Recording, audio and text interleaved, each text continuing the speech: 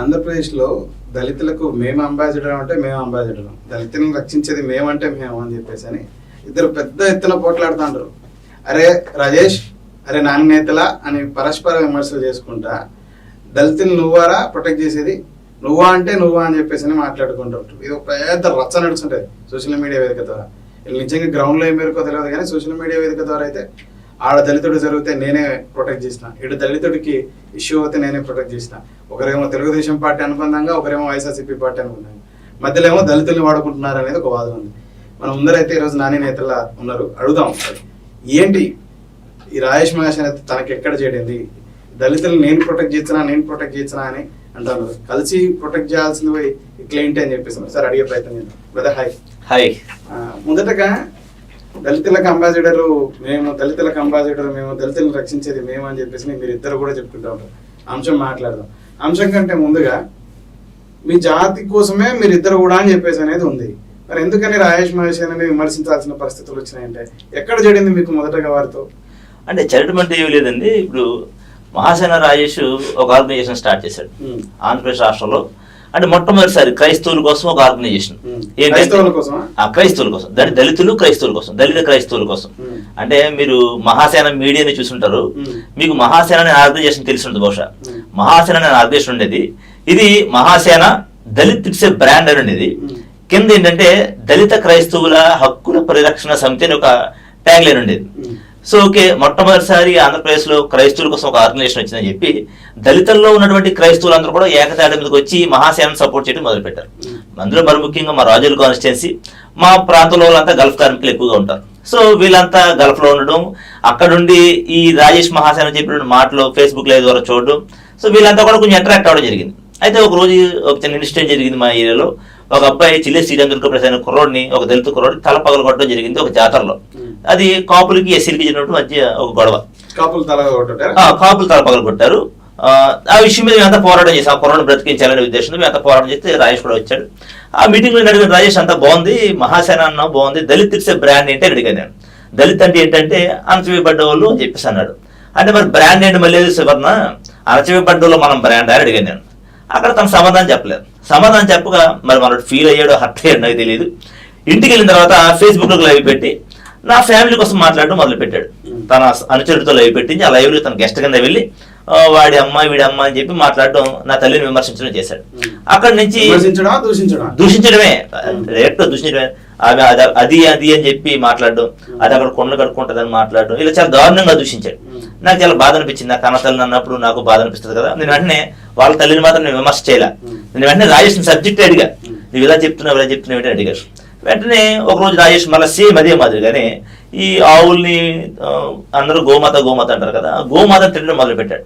ఏమని తిడతాడంట, మీ గోమాత రోడ్డు పక్కన పడుకుంది, ఆంబూతులు వెళ్ళి మీ గోమాతని చెడుస్తున్నాయి, అది పచ్చిగా చెప్పాలంటే ఇది చేస్తున్నాయి, కాబట్టి మీ గోమాతని కాపాడుకుంటారా అని చెప్పి హిందువుల్ని దూషిస్తా, వారి మనోభావాలు దూషిస్తా మాట్లాడాడు.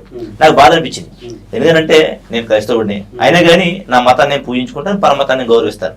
ఇక్కడ రాజేష్ ఎక్కడో కూర్చుని ఫేస్బుక్ లైవ్ లో చెప్తాడు ఏమని, నీ గోమాతను తిడుతున్నారు, నీ గోమాత రోడ్డు పక్కన తొమ్ముతానని చెప్తాడు. ఈ మాటలు ఇక్కడ రాజుల్లో ఉన్నటువంటి యువత కానీ, లేకపోతే సెగ్మెంట్పల్లి ఉన్న యువత, లేకపోతే కాకినాడలో రాజమండ్రిలో ఉన్న యువత, వీళ్ళంతా ఫేస్బుక్ ద్వారా చూసి వాళ్ళు కూడా అదే ట్యాగ్లో మాట్లాడుతున్నారు బయట. అప్పుడు ఖచ్చితంగా వీళ్ళ మీద దాడులు చేస్తారు అవతల వ్యక్తులు. ఎందుకంటే వాళ్ళ దేవి దేవతలు తిట్టినప్పుడు ఖచ్చితంగా వాళ్ళకి బాధ అనిపిస్తుంది. సో నేనేం చెప్పానంటే రాజేష్, ఇది కరెక్ట్ పద్ధతి కాదు, వాళ్ళ దేవుడిని మనం విమర్శించకూడదు.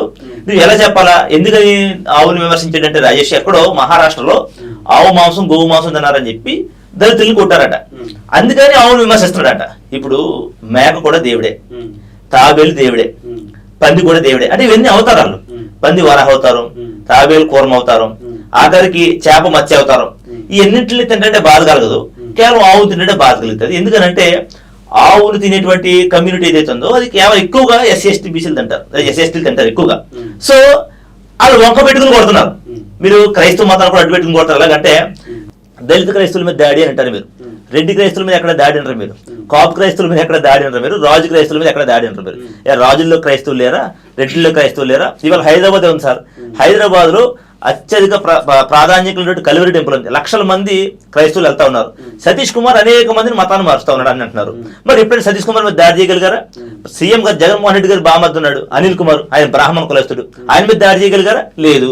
కేవలం ఎవరి మీద చేస్తారు? దళిత క్రైస్తవుల మీద దాడి, దళిత పాస్టర్ల మీద దాడి, ఇది జరుగుతుంది ఎప్పుడు కూడా. ఎందుకంటే దళితులను కొట్టడానికి మతాన్ని అడ్డు పెట్టుకున్నారు, అక్కడ దళితులను కొట్టడానికి తిని అడ్డు పెట్టుకున్నారు. దళితులు గుర్రమెక్కినా కొట్టారు, దళితులు మంచి బట్టలు వేసుకున్నా కొట్టారు, దళితులు మంచి స్కూల్కి వెళ్ళినా కొట్టారు. దీన్ని చెప్పే పద్ధతి తెలియక అక్కడ ఆవును విమర్శించాడు. ఇది మంచి పద్ధతి కాదు రాయేష్ అని చెప్పాను. దీనికి కూడా నా ఇంట్లో నా భార్యను విమర్శించడం, దూషించడం, ఫోటోలు మార్పింగ్లు చేయించడం చాలా దుర్మార్గంగా వ్యవహరించాడు రాజేష్. అయితే రాజేషే కాదు, రాజేష్ కూడా చదువుకున్నాడు ఎవడంటూ. ఆ రాజేష్ కూడా కొంతమంది రాజేష్కి భజన చేసే వాళ్ళు మాత్రమే ఉంటారు. వాళ్ళు నా ఇంట్లో ఆడల ఫోటోలు ప్రధానంగా ఏదైతే దళిత బ్రాండ్ ఏంటి అనేది ప్రశ్నించినందుకు, తర్వాత వచ్చేసి గోమాతను ఎందుకని అలా దూషించుతా ఉందో చెప్పే విధానం మార్చుకోని, ఈ రెండు మీరు తనని విమర్శించడం అడిగినందుకే నేను ప్రశ్నించడానికి యాక్చువల్గా రాజేష్ మైండ్ సెట్ అంతా ఎలా ఉంటుందని తనకి ఎదురు చెప్పకూడదు. ఎవడు తను చెప్పింది రూలు, తను చెప్తున్నాడు కదా, ఈ ఆంధ్ర రాష్ట్రంలో ఈ తెలుగు రాష్ట్రాల్లో దళితులందరికీ నేను రిప్రజెంట్ చేయడం అని చెప్తారు కదా. అదే మాదిరిగా ఏంటంటే తాను ఒక లీడర్గా తనే ప్రొడక్ట్ చేసుకుంటాడు.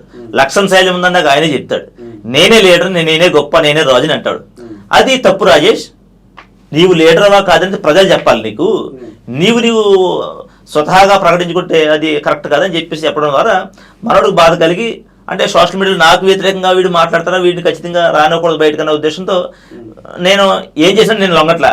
కాబట్టి నా ఇంట్లో నా భారీ ఫోటోలు తెచ్చి మార్చింది. అంటే నాకు పెద్దలతో చెప్పించాడు, చాలా మందితో కబుర్లు పంపించాడు, నేను వినలా.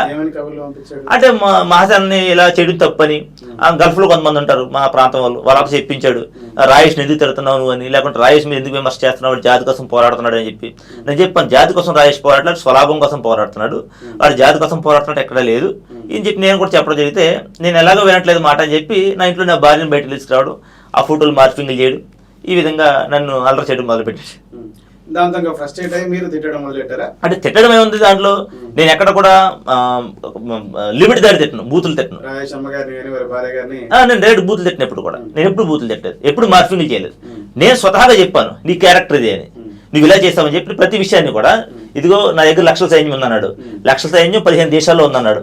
15 దేశాల్లో ఏమైనా ఇండియా కువైట్లో ఉన్న వాళ్ళు రాజులు ఉన్నారా, కువైట్ రాజులు ఉన్నారా, దుబాయ్ రాజులు ఉన్నారా, షేక్లు ఉన్నారా, ఎవరున్నారు? ఎక్కడి నుంచి వెళ్ళినటువంటి భారతీయులు అక్కడ ఉన్నారు. వాళ్ళందరి దగ్గర డబ్బులు వసూలు చేసుకుని తెచ్చుకున్నాం. నా దగ్గర ఎవిడెన్స్ ఉంది, ప్రతి దానికి ఎవిడెన్స్ ఉంది. వీడు తిరిగే కార్లన్నీ కూడా మా ప్రాంత వాసులైనటువంటి ఎన్ఆర్ఐలు కొనిచ్చినవే. వీడి ఇంట్లో ఉన్న పిల్లలు చదువుకోవడానికి చదువు, వెళ్తుంటానికి తిండి, వాడి స్టూడియోలో ఉన్న కెమెరాలు, వాడు వాడుతున్న టీవీ, వాడు వేసుకునే బట్టలు, ఆఖరిగాడు కట్టడాలతో కూడా మా ప్రాంత వాసులు కొనిచ్చినాయి. వాడు స్వతహా కష్టపడి కొనుక్కోవడం ఏది లేదు.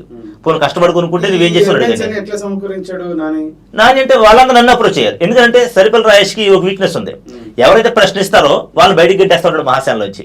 ఇప్పుడు అదే మాదిరిగా వాడు దగ్గర ఒక 5-6 దేశాల్లో నుంచి డబ్బులు వచ్చేవి, ఇప్పుడు కేవలం కువైట్ నుంచి మాత్రమే వస్తున్నాయి. అది కూడా ఒక 5-6 వేలు మాత్రం వస్తున్నాయి.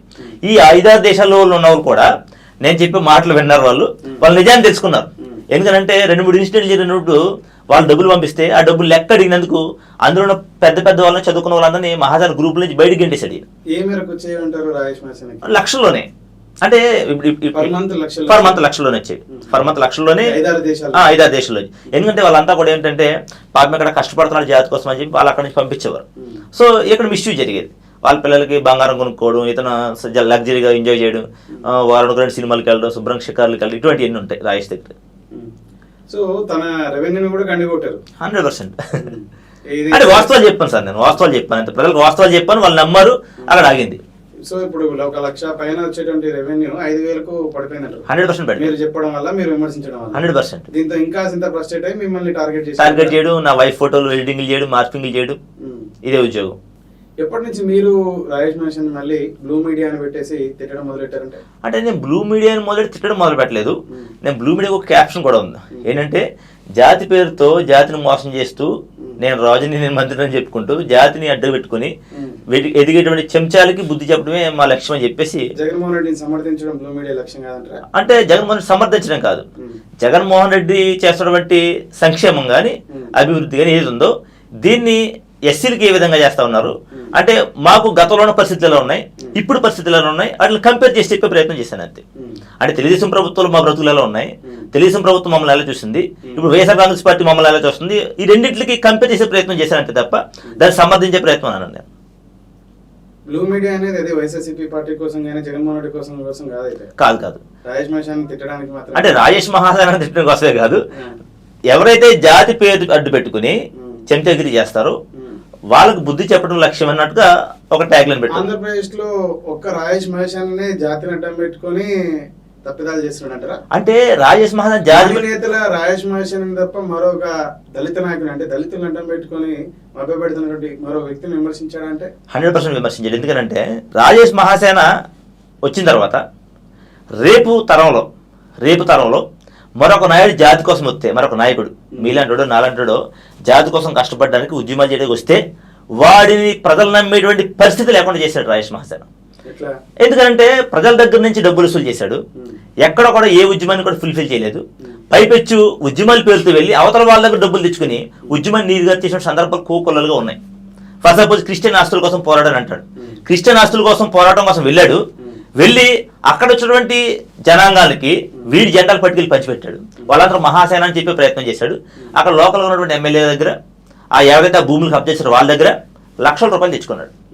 ఆ ఉద్యమం నీరు గారిపోయింది. ఇవన్నీ అంటే తను గిట్టగా చేసేటువంటి ఆరోపణల మీ దగ్గర ఎవిడెన్స్ ఉన్నాయి? 100% ఎవిడెన్స్ వస్తుంది. ఇప్పుడు కావాలంటే మనం లైవ్ లో పెట్టుకుందాం ఎవిడెన్సెస్ కావాలంటే. నా దగ్గర కొన్ని సాఫ్ట్ కాపీస్ ప్రొవైడ్ చేయండి, మీరు నేను డిస్ప్లే చేయిస్తాను, ప్రొవైడ్ చేయండి. ప్రతిదీ ఎవిడెన్స్ ఉంటే మరి త్రూ డిపార్ట్మెంట్ కానీ లీగల్ కానీ ఎందుకు ఫైట్ చేయలేదు? ఖాళీ సోషల్ మీడియా ద్వారానే విమర్శలు తిట్టడం, మాట్లాడడం. అంటే మీరు ఒక లాజిక్ మర్చిపోయారు. ఏంటంటే సరిపల్లి రాజేష్ ఎప్పుడు చెప్తాడు ఏమనంటే నా మీద 30 కేసులు పెట్టాడు 30 కేసులు ఛార్జ్ షీట్ ఒకసారి బయట పెట్టమన్నాడు, లిస్ట్ బయట పెట్టమన్నాడు.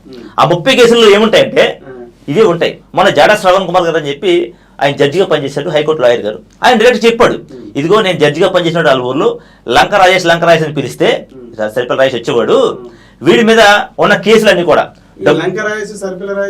అంటే సరిపల్లి రాజేష్ 2 ఇంటి పేర్లు. వాస్తవానికి లంక రాజేష్, సరిపల్ల వాళ్ళు పిన్ని గారు వీడిని పెంచుకోవడం వల్ల సరిపల్లి ఇంటి పేరు వచ్చింది. వాస్తవానికి లంక రాజేష్. సో ఇతన్ని కేసులు పేరు పెట్టి పిలిచేవాడు. అంటే జడ శ్రవణ్ కుమార్ గారు జడ్జిగా ఉన్నప్పుడు ఈ అమ్మాయిలను చీట్ చేసిన కేసులు, అమ్మాయిలను ఎక్స్పోర్ట్ చేసిన కేసులు, ఇలా డబ్బులు తీసుకుని మోసం చేసిన కేసులు, ఇవన్నీ కేసులు ఉన్నాయి. ఆ లిస్ట్ అంతా నేను చదివాను, అవన్నీ వాస్తవాలు అని చెప్పాడు జడ శ్రవణ్ కుమార్ గారు. నేను ఒకటే కేసు పెట్టాను. ఆ కేసు ఏంటంటే కేవలం ఈయన సంఘ విద్రోహ శక్తి కింద మారుతున్నాడు, మతాల మధ్య కులాల మధ్య విద్వేషాలు రెచ్చగొడుతున్నాడు. సో ఇలాంటి వ్యక్తిని నేను ప్రశ్నించినందుకు ఇంట్లో నా భార్య ఫోటోలు మార్ఫింగ్లు చేశాడు, నన్ను లేని పోని తప్పులతో ఏదో వ్యభిచారం కేసులు దొరికేసానని నా ఫోటోలు పెట్టి, నా వెనకాల ఎవరు ఆఫీసర్లు ఉన్నారని వాళ్ళ ఫోటోలు పెట్టి నా పరువు మర్యాదలకు భంగం కలిగించాడు, నా భార్యని చాలా దారుణంగా ట్రోల్ చేశాడని చెప్పి నేను కేసు పెట్టాను. అది కూడా ఎఫ్ఐఆర్ అయింది. అది దగ్గరగా పెట్టి 1 year అవుతుంది. ఇంతవరకు లేవు. అంటే సైబర్ క్రైమ్ వస్తుంది, దాని మీద పూర్తి ఇన్వెస్టిగేషన్ జరగాలి. అది అంత త్వరగా అయ్యేటువంటి కేసు కూడా కాదు. మీ కేసులో నిజం లేదని చెప్పేసి భావించచ్చు. ఎందుకంటే మీరు ఏ పార్టీకి సమర్థిస్తున్నారో ఆ పార్టీ అధికారంలో ఉంది. ఒకవేళ మీరు పెట్టినటువంటి కేసులో నిజం ఉంటే చర్యలు ఉండేవి కదా ఇప్పుడు కంటే. అంటే ఒకవేళ అబద్ధం ఉన్నా కూడా అధికార పార్టీలో ఉన్నాను కాబట్టి నేను ఇన్ఫ్లుయెన్స్ చేయొచ్చు కదా. అబద్ధమే ఉంటే ఆ కేసు అబద్ధం కేసే. తెలుగుగా మాట్లాడుతున్నాను అంతే కదండి. ఇప్పుడు అబద్ధం కేసు అనుకో, నా అధికార పార్టీలో ఉన్నాను, వెనకాల పవర్ ఉంది, నా వెనకాల ఎస్పీ ఉన్నారు ఆడే చెప్తున్నాడు, నా వెనకాల డిఎస్పీ ఉన్నారు ఆడే చెప్తాడు, డీజీపీ ఉన్నారు చెప్తున్నాడు. 100% లేడు ఆయన. అంటే పివి సునీల్ కుమార్ ఒకసారి కలిసాను నేను ఆయన్ని. అంటే బహిరంగ ప్రోగ్రామ్స్ 2-3 సార్లు కలిసాను, పర్సనల్ కలిసింది ఒకే ఒకసారి కలిసాను. ఆ కలిసినప్పుడు కూడా మేము మాట్లాడేది కమ్యూనిటీ ఇష్యూసే మాట్లాడాం. ఎక్కడ కూడా అంటే మీకు తెలియని విషయం ఏంటంటే వీళ్ళెవ్వరు కూడా ఈయన ఒక మానీలో బతుకుతాడో రాజేష్ అనే వ్యక్తి, అంటే నన్ను ఇలాగా సీఎం గారు నన్ను ఇలా కేసులు ఇరికిస్తున్నాడు, సునీల్ కుమార్ గారు నన్ను ఎవరినో వాడు నన్ను ఇలా వాడు చేస్తున్నాడు, లేకుండా వేరే ఆఫీసర్ నన్ను ఇలా ఇది చేస్తున్నాడు అనుకుంటాడు. వాళ్ళు ఎవరు ఈయన కోసం అసలు కనీసం పట్టించుకోరు, అది ఈయన టాపిక్ అసలు మాట్లాడరు కనీసం. అంటే కాకపోతే ఈయన మీకు సునిశ్చిత మీకు సునిశ్చిత 100% పివి సునీల్ కుమార్ గారి సూచనల మేరకే చాలా కేసులు ఫైల్ చేయడం జరిగింది. వచ్చేసి ఆయన కార్లో తీసుకెళ్లడానికి కారణం కూడా నాని నేత ఏదైతే ప్రయత్నం చేశాడో ఆ ప్రయత్నానికి సహకారం పివి సునీల్ గారు అందించారని ప్రధాన ఆరోపణ. యాక్చువల్గా పివి సునీల్ వాస్తవం లేదంటే కొంచెం గుండె మీద చేసుకుని నిజం మాట్లాడండి. నేను గుండెల మీద చేసుకుని చెప్తున్నా, మీరు గుండెల మీద కాకపోతే నెత్తి మీద చేసుకుని చెప్పని చెప్తా. వాస్తవాలు ఏంటంటే చేసుకుని నిజమే చెప్పు. యాడ్ చేసుకున్నా నిజమే చెప్తాను. వాస్తవాలు ఏంటంటే పివి సునీల్ కుమార్ అనేటువంటి వ్యక్తిని ఆయన డీజీపీ కమ్ ఎయిమ్ అనే ఆర్గనైజేషన్ కి ఆయన వ్యవస్థాపక అధ్యక్షులైన ఆయన్ని లాగు ఉదాలు అయిపోద్దని చెప్పి ఈ తెలంగాణకు సంబంధించిన వ్యక్తి సన్నీ అనే కుర్రాడు ఒకడు వీడియో మాట్లాడాడు. వీడియో మాట్లాడితే ఆ వీడియో మీద మా మనోభావాలు దెబ్బతిన్నాయి, పోలీస్ ఆఫీసర్ని లాగుదాలు అయిపోద్దన్నందుకు కేసు పెట్టలే వాళ్ళు, మా నాయకుడిని లాగుదాలు అయిపోతున్నాడు అని చెప్పేసి వెళ్ళి కేసు పెట్టారు. అక్కడ శ్రీకాకుళంలో పెట్టారు కేసు. అది ఆ శ్రీకాకుళంలో పెట్టినందుకు గాను వీడిని రమ్మంటే వెళ్ళారు. వెళ్ళిన తర్వాత వాస్తవానికి పివి సునీల్ కుమార్ గారు చేసింది ఏంటంటే ఈ నెల అక్కడ ఉన్నటువంటి సిఏ గారు డిఎస్పీ గారు ఎవరో ఆయన ఇన్వెస్టిగేషన్ చేశాడు, వాళ్ళు పంపించాడు. పంపిస్తా కార్లు ఉన్నాయి, వీళ్ళు కార్లు, ఈ కార్లు ఏంటని చెప్పి నెంబర్లు తేడాగా ఉన్నాయని చెప్పి రిజిస్ట్రేషన్ చెక్ చేస్తే ఢిల్లీ కార్లు, వాడు రిజిస్ట్రేషన్ ఆంధ్రలో లేవు. సో ఖచ్చితంగా ఈ దీనికి సంబంధించి డాక్యుమెంట్ ఇచ్చి కార్లు పట్టుకెళ్ళమని చెప్పారు. ఆ కార్లు అక్కడ ఆఫ్ చేశారు. తర్వాత అదే డాక్యుమెంట్లు పట్టుకెళ్ళి వాళ్ళకి సబ్మిట్ చేసిన కార్లు కూడా తెచ్చుకున్నాడు. కానీ ఆ కారులను అడ్డుపెట్టి సింపతి గేమ్ ఆడి పాపం ఈ జన సైనికులు అందరి దగ్గర డబ్బులు వసూలు చేసిన ఆడి కారు కొనుక్కున్నాడు సరిపల్లి రాజేష్. ఈ రఘురామకృష్ణరాజుని వాడుకుని ఎక్కడ ఉండాలి అందరూ అడిగింది మా ఆత్మగౌరవ సమస్య మాకు 100% లేదు. నాకు అది సంబంధం లేని గొడవ అది. రాజేష్ కారు లాక్కోవడం నాకు సంబంధం లేని గొడవ అది. నేను ఒకటి చెప్తాను సార్, నేను సరిపల్లి రాజేష్ చేసిన తప్పును మాత్రమే చూపించాను. ఎక్కడ కూడా రాజేష్ తన ఆర్థిక మూలాలు దెబ్బతీసే ప్రయత్నం గానీ పోలీస్ డిపార్ట్మెంట్ త్రూ కొట్టించే ప్రయత్నం గానీ ఏం చేయలేదు. అది నేను ఆర్థిక మూలాలు దెబ్బతీసే ప్రయత్నం ఎక్కడ చేశాను అంటే జాతిని వాడుకుంటున్న చోట జాతి అంటే వాళ్ళు అంబేద్కర్ ఒక సిద్ధాంతం sir, pay back to society, నువ్వు సంపాదించిన దాంట్లో కొంత సమాజాన్ని ఖర్చు పెట్టమన్నాడు ఆయన. ఆ సిద్ధాంతంతో వాళ్ళు పంపిస్తున్నారు. వాళ్ళు పంపించేటువంటి సిద్ధాంతం ఏదైతే ఉందో అది మిస్ఫైర్ అవుతా ఉంది. ఇక్కడ మీరు పంపించేది సమాజ బాగు కోసం పంపిస్తున్నారు కదా, అది ఇక్కడ జరగట్లేదని చెప్పాను నేను. కాబట్టి నిజాన్ని తెలుసుకున్న వాళ్ళు కొంతమంది ఆప్ చేశారు తప్ప అక్కడ ఏదో రాజేష్ సరిపల్లా వచ్చేటువంటి ఇన్కమ్ ఆప్ చేయాలనేది నా ఉద్దేశం కాదు. అక్కడ జాతి కోసం ఉపయోగపడాలని ఎవరైతే పంపిస్తారో జాతికి ఉపయోగపడాలనేది నా ఇంటెన్షన్ కూడా అంతే. అదే ఒకవేళ నిజంగా చేయాలనుకుంటే ఆ డబ్బులు నాకే పంపించి నేనే ఖర్చు పెడతానని చెప్తాను కదా. నేను ఎప్పుడు అడగలేదు, నేను ఎవరిని అడగలేదు, ఎవరి దగ్గర తీసుకోలేదు డబ్బులు అసలు. ఇప్పుడు అసలు ఎవరి దగ్గర నుంచి లేదు, 100% లేదు. డ్యామ్ షూర్గా చెప్పుకోవాలి, 100% చెప్పుకోవాలంటున్నాను కదా. నేను ఎవరి దగ్గర ఒక రూపాయి తీసుకోలేదు. నా రూపాయి నేను ఇంకా పెట్టాను, నాకున్న బిజినెస్ లో సంపాదించింది. కానీ లేకుంటే నాకు పౌల్ట్రీ ఫార్మ్స్ ఉన్నాయి, చికెన్ బిజినెస్లు ఉన్నాయి. నేను ఇంతకుముందు ఈవెంట్ ఆర్గనైజేషన్ కూడా చేసేవాడిని, నాని ఈవెంట్స్ అని చెప్పి ఈవెంట్ ఆర్గనైజేషన్ కూడా ఉండేది నాది. ఈ మధ్యకాలంలో చికెన్ బిజినెస్ స్టార్ట్ చేశాను, ఒక 5-6 బ్రాంచ్లు పెట్టాను. బాగుంది ఇన్కమ్. నా దగ్గర 20 మంది పనిచేస్తున్నారు, వాళ్ళందరి కుటుంబాలు కూడా బాగున్నాయి. సో నేను నా దగ్గర సంపాదించింది చాలా మంది పిల్లలకు పెట్టాను. నా పిల్లల పుట్టినరోజులు ఇప్పుడు స్లమ్ ఏరియాలో సెలబ్రేట్ చేస్తాను. అంటే నాకున్న దాంట్లో నేను పెడుతున్నాను తప్ప ఎవరి దగ్గర నుంచి నేను ఈ కార్యక్రమం చేస్తాను నాకు డబ్బులు పంపించిన ఎవరిని అడగల ఎంతవరకు. ఎంటర్‌ప్రెన్యూర్ కాస్త మరి ఈ విధంగా ఎందుకు ఫెరోషియస్‌గా తయారయ్యాడంటే అంటే బిజినెస్ మైండ్ ఉన్న వ్యక్తి ఎవరు కూడా ఈ విధమైన ఉచ్చారణకి రారు, ఈ చర్యలకు పూనుకోరు. అంటే నాకు బాబాసాహెబ్ అంబేద్కర్ యొక్క అభిమాని నేను. I'm not Ambedkar right, Ambedkar అభిమాని నేను. అంటే పవన్ కళ్యాణ్ గారు అభిమానులు మీరు ఎలా చూస్తారు, పవన్ కళ్యాణ్ గారిని ఏమనంటే వాళ్ళు ముందు వెనక ఆలోచన వచ్చి పడిపోతారు. అలాగే నేను అంబేద్కర్ అభిమాని. అంబేద్కర్ జోలికి వస్తే నేను కూడా ముందు వెనక ఆలోచించను, వెళ్ళి దూకేయడమే. అదే మాదిరిగా అంబేద్కర్ విగ్రహాలకు జరిగిన కొన్ని దాడులు చూసి అదే మాదిరిగా బాబాసాహెబ్ అంబేద్కర్ యొక్క జీవిత చరిత్రని ప్రస్తుత విశాఖపట్నం కమిషనర్ మోక సత్యబాబు గారు చెప్పే విధానాన్ని బట్టి అంబేద్కర్ యొక్క జీవితాన్ని లోతుగా తెలుసుకున్నాను నేను. ఆ తర్వాత నాకు అనిపించింది అంటే నేను కూడా సమాజం కోసం ఎంతో కొంత చేయాలి, ఖచ్చితంగా నాకున్న దాంట్లో నేను చేయాలి, నేను కూడా ఉద్యమాలు నేను కూడా నిలబడాలనే ఉద్దేశంతో వచ్చినాడు నేను కూడా డిపార్ట్మెంట్కి వెళ్ళాలని చెప్పి ఎస్ఐకి ఎగ్జామ్ రాశాను, అన్ని ట్రయల్స్ చేశాను. సో అది అవ్వలేదు. తర్వాత ఇలా ఉద్యమాల్లో ఇలా నడడం జరిగింది. ఆ తర్వాత త్రూ అలా పాలిటిక్స్లోకి వెళ్ళడం జరిగింది. అంతే జరిగిపోయింది అంతే. నేను కావాలని పాలిటిక్స్లోకి వచ్చినండి కాదు, అంబేద్కర్ అభిమానంతో వచ్చినండి. అంటే వైఎస్ఆర్ కాంగ్రెస్ పార్టీకి మద్దతుగా ఉన్నాను. మెంబర్గా అంటే నాయకుడు అనేది లేదు, ఎంతవరకు ఏ పదవి నేను తీసుకోలేదు, పార్టీలో ఎంతవరకు ఏ పదవి లేదు, ఒక కార్యకర్తగా ఉన్నాను అంతే. అంటే ఉన్నాను ఒక 5-6 years నుంచి.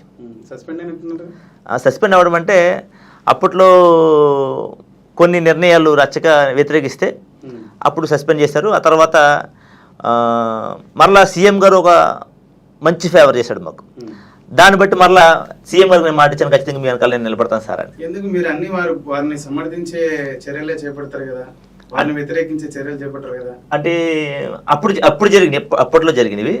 అయితే ఏమైందంటే మా జిల్లాకి అంబేద్కర్ పేరు పెట్టమని అడిగాం మేము. అడిగితే కోనసీమ అని పేరు పెట్టేశారు. ప్రకటించినప్పుడు కోనసీమ అని పేరు ప్రకటించేస్తే చాలా కష్టపడ్డాం.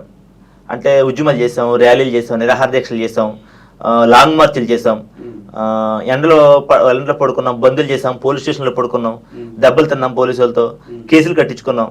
ఆఖరికి అది ముఖ్యమంత్రి గారి దగ్గర తీసుకెళ్ళగలిగాం. గౌరవ ముఖ్యమంత్రి వర్యులు అమలాపురం వచ్చినప్పుడు మేము మా జాక్ టీం ఏదైతే ఉందో మా జాక్ టీం ముఖ్యమంత్రి గారిని కలిసి అయ్యా మా పరిస్థితి ఇది అని అంటే సీఎం గారు సానుకూలంగా స్పందించాడు ఆయన. మేము అడిగినటువంటి బాబాసాహెబ్ అంబేద్కర్ పేరుని మా జిల్లాకి పెట్టాడు ఆయన. అప్పుడు నేను ముందే ప్రకటించాను, ఎవరైతే జిల్లాకి ఏ పార్టీ అయితే జిల్లాకి అంబేద్కర్ పేరు పెట్టాక ముందుకు వస్తుందో ఆ పార్టీకి నేను మద్దతు ఇస్తానని. నన్ను సస్పెండ్ చేసిన అప్పటికైనా కానీ నేను సస్పెండ్ చేయడానికి ప్రధాన రీజన్ ఏంటి? అంటే కారణం ఏంటంటే అప్పట్లో లోకల్ పాలిటిక్స్, అంటే రాజోల్లో జరిగే లోకల్ పాలిటిక్స్. అంటే మాకు పదపాటి అమ్మాజీ గారు ఒక ఇన్ఛార్జిని పంపించారు అప్పట్లో.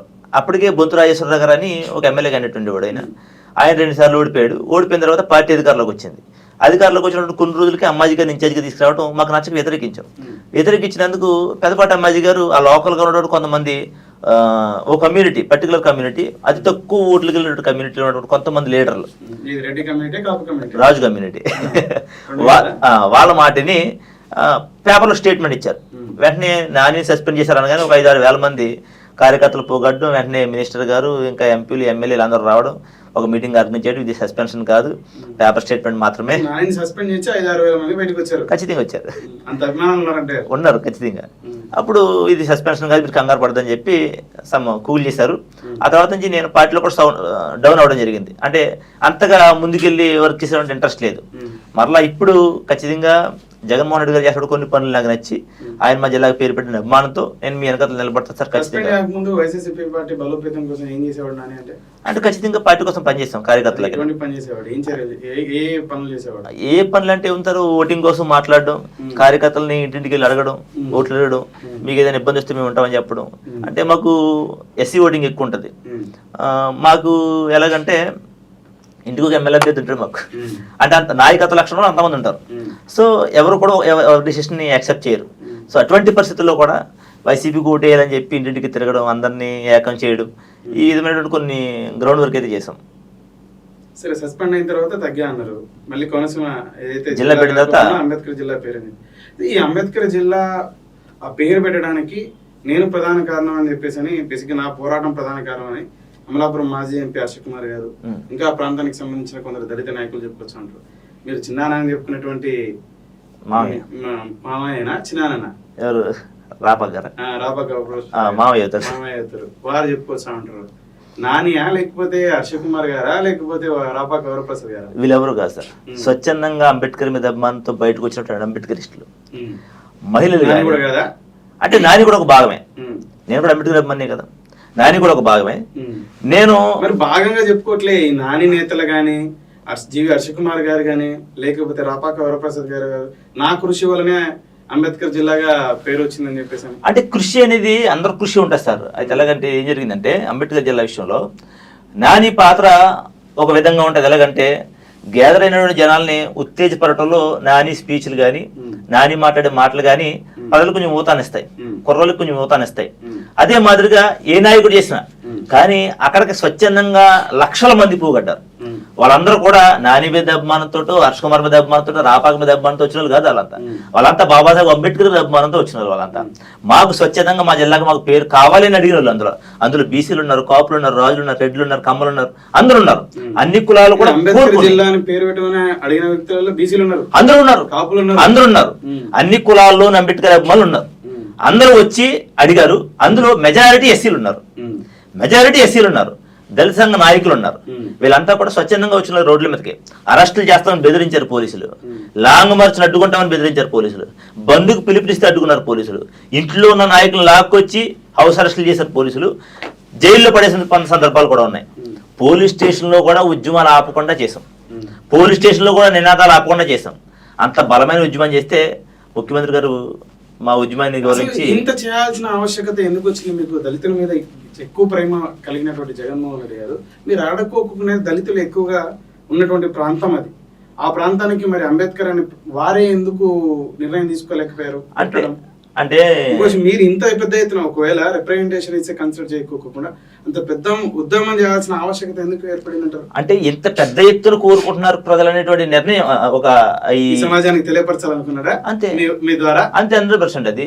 అంటే అంబేద్కర్ యొక్క మీకు ఇంకో విషయం తెలుసా, ఒక జగన్మోహన్ రెడ్డి గారు గనక ఆ సందర్భంలో నిర్ణయం తీసుకుని అంబేద్కర్ పేరు కనుక మా జిల్లాకు పెట్టకపోయి ఉంటే గనక ఆ ఉద్యమం రాష్ట్ర స్థాయిలో విస్తరం చేయదు, స్టేట్ వైడ్ అయిపోయింది ఉద్యమం. మేము రాష్ట్ర స్థాయిలో ఉద్యమం తీసుకెళ్ళడానికి అన్ని ఏర్పాట్లు చేసాం.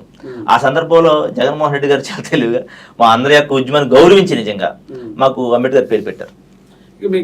మీకు రాపాక వరప్రసాద్ గారికి మంచి సఖ్యత ఉందనే ఒక వాదన ఉంటది, లేకపోతే భేదాభిప్రాయాలు ఉంటాయని చెప్పేసి రాజకీయాల్లో ఉంటాయి కదా సార్ కొన్ని అదే కాన్సెప్ట్ రాజులా అదే కాన్స్టిట్యున్సీ. ఇప్పుడు రాజకీయాల్లో మామ కదా ఎమ్మెల్యే పనులు చేయించుకోవచ్చు, ఎందుకు ఎక్కడ చేయడింది ఆయనతో? అంటే ఆయన ఒక సామాజిక వర్గానికి సపోర్ట్గా ఉండిపోయాడు. రాజు సామాజిక వర్గాన్ని డైరెక్ట్గా చెప్తాను ఆ విషయం. ఎందుకంటే 70 అంటే లేదు సార్, ఇప్పుడు 75,000 మంది ఎస్సీలు సార్, 65,000 మంది కాపులు సార్, 45,000 మంది బీసీలు సార్, ఒక 10,000 మంది మాదిగలు ఉన్నారు సార్. అంటే ఎంతమంది సామాజిక వర్గం ఉన్నారు, ఎంతమంది అంటే కాపుల నుంచి 65,000 మంది, ఎస్సీల నుంచి 75,000 మంది, బీసీల నుంచి 45,000 మంది, ఈ అదర్ క్యాస్ట్ నుంచి ఒక 10,000 మంది ఉంటే రాజులు మా కాన్స్టిట్యూన్స్ లో 6,000 మంది. 6,000 మందిలో సగం మంది ఇక్కడ ఉంటారు. అమెరికా, ఆస్ట్రేలియా, దుబాయ్ ఇటువంటి దేశాల్లో వాళ్ళు ఉద్యోగాలు చేసుకుంటారు. ఉన్న సగం మంది 3,000 మంది ఉంటే 3,000 మంది కూడా వచ్చి ఓట్లేరు. అంటే చాలా మంది అంటే వేసిన సందర్భాలు లేవు.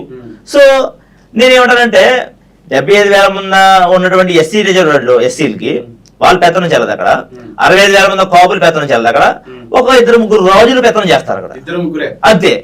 ఆ రాజులు అందరూ అనట్లే, నేను అందరూ చాలా మంచి అక్కడ మంచి మంచి ప్రేమ కలిగిన రాజులు కూడా ఉన్నారు. అంటే పేర్లు ఎందుకులండి అంటే వాళ్ళు అంటే నాని భయపడటం కాదు సార్. ఏంటంటే కొన్ని అంటే పేర్లు చెప్పొచ్చు వాళ్ళని, వారి కారణం చేతనే మీ మామయ్య ఎక్కువ ఇన్ఫ్లుయెన్స్ రాపాక అయితే ఆ పేరు చెప్పడం మీకు ఎందుకు ఇబ్బంది? పేర్లు చెప్పి వాళ్ళకి పెద్దలు చేయడం ఇష్టం లేదు.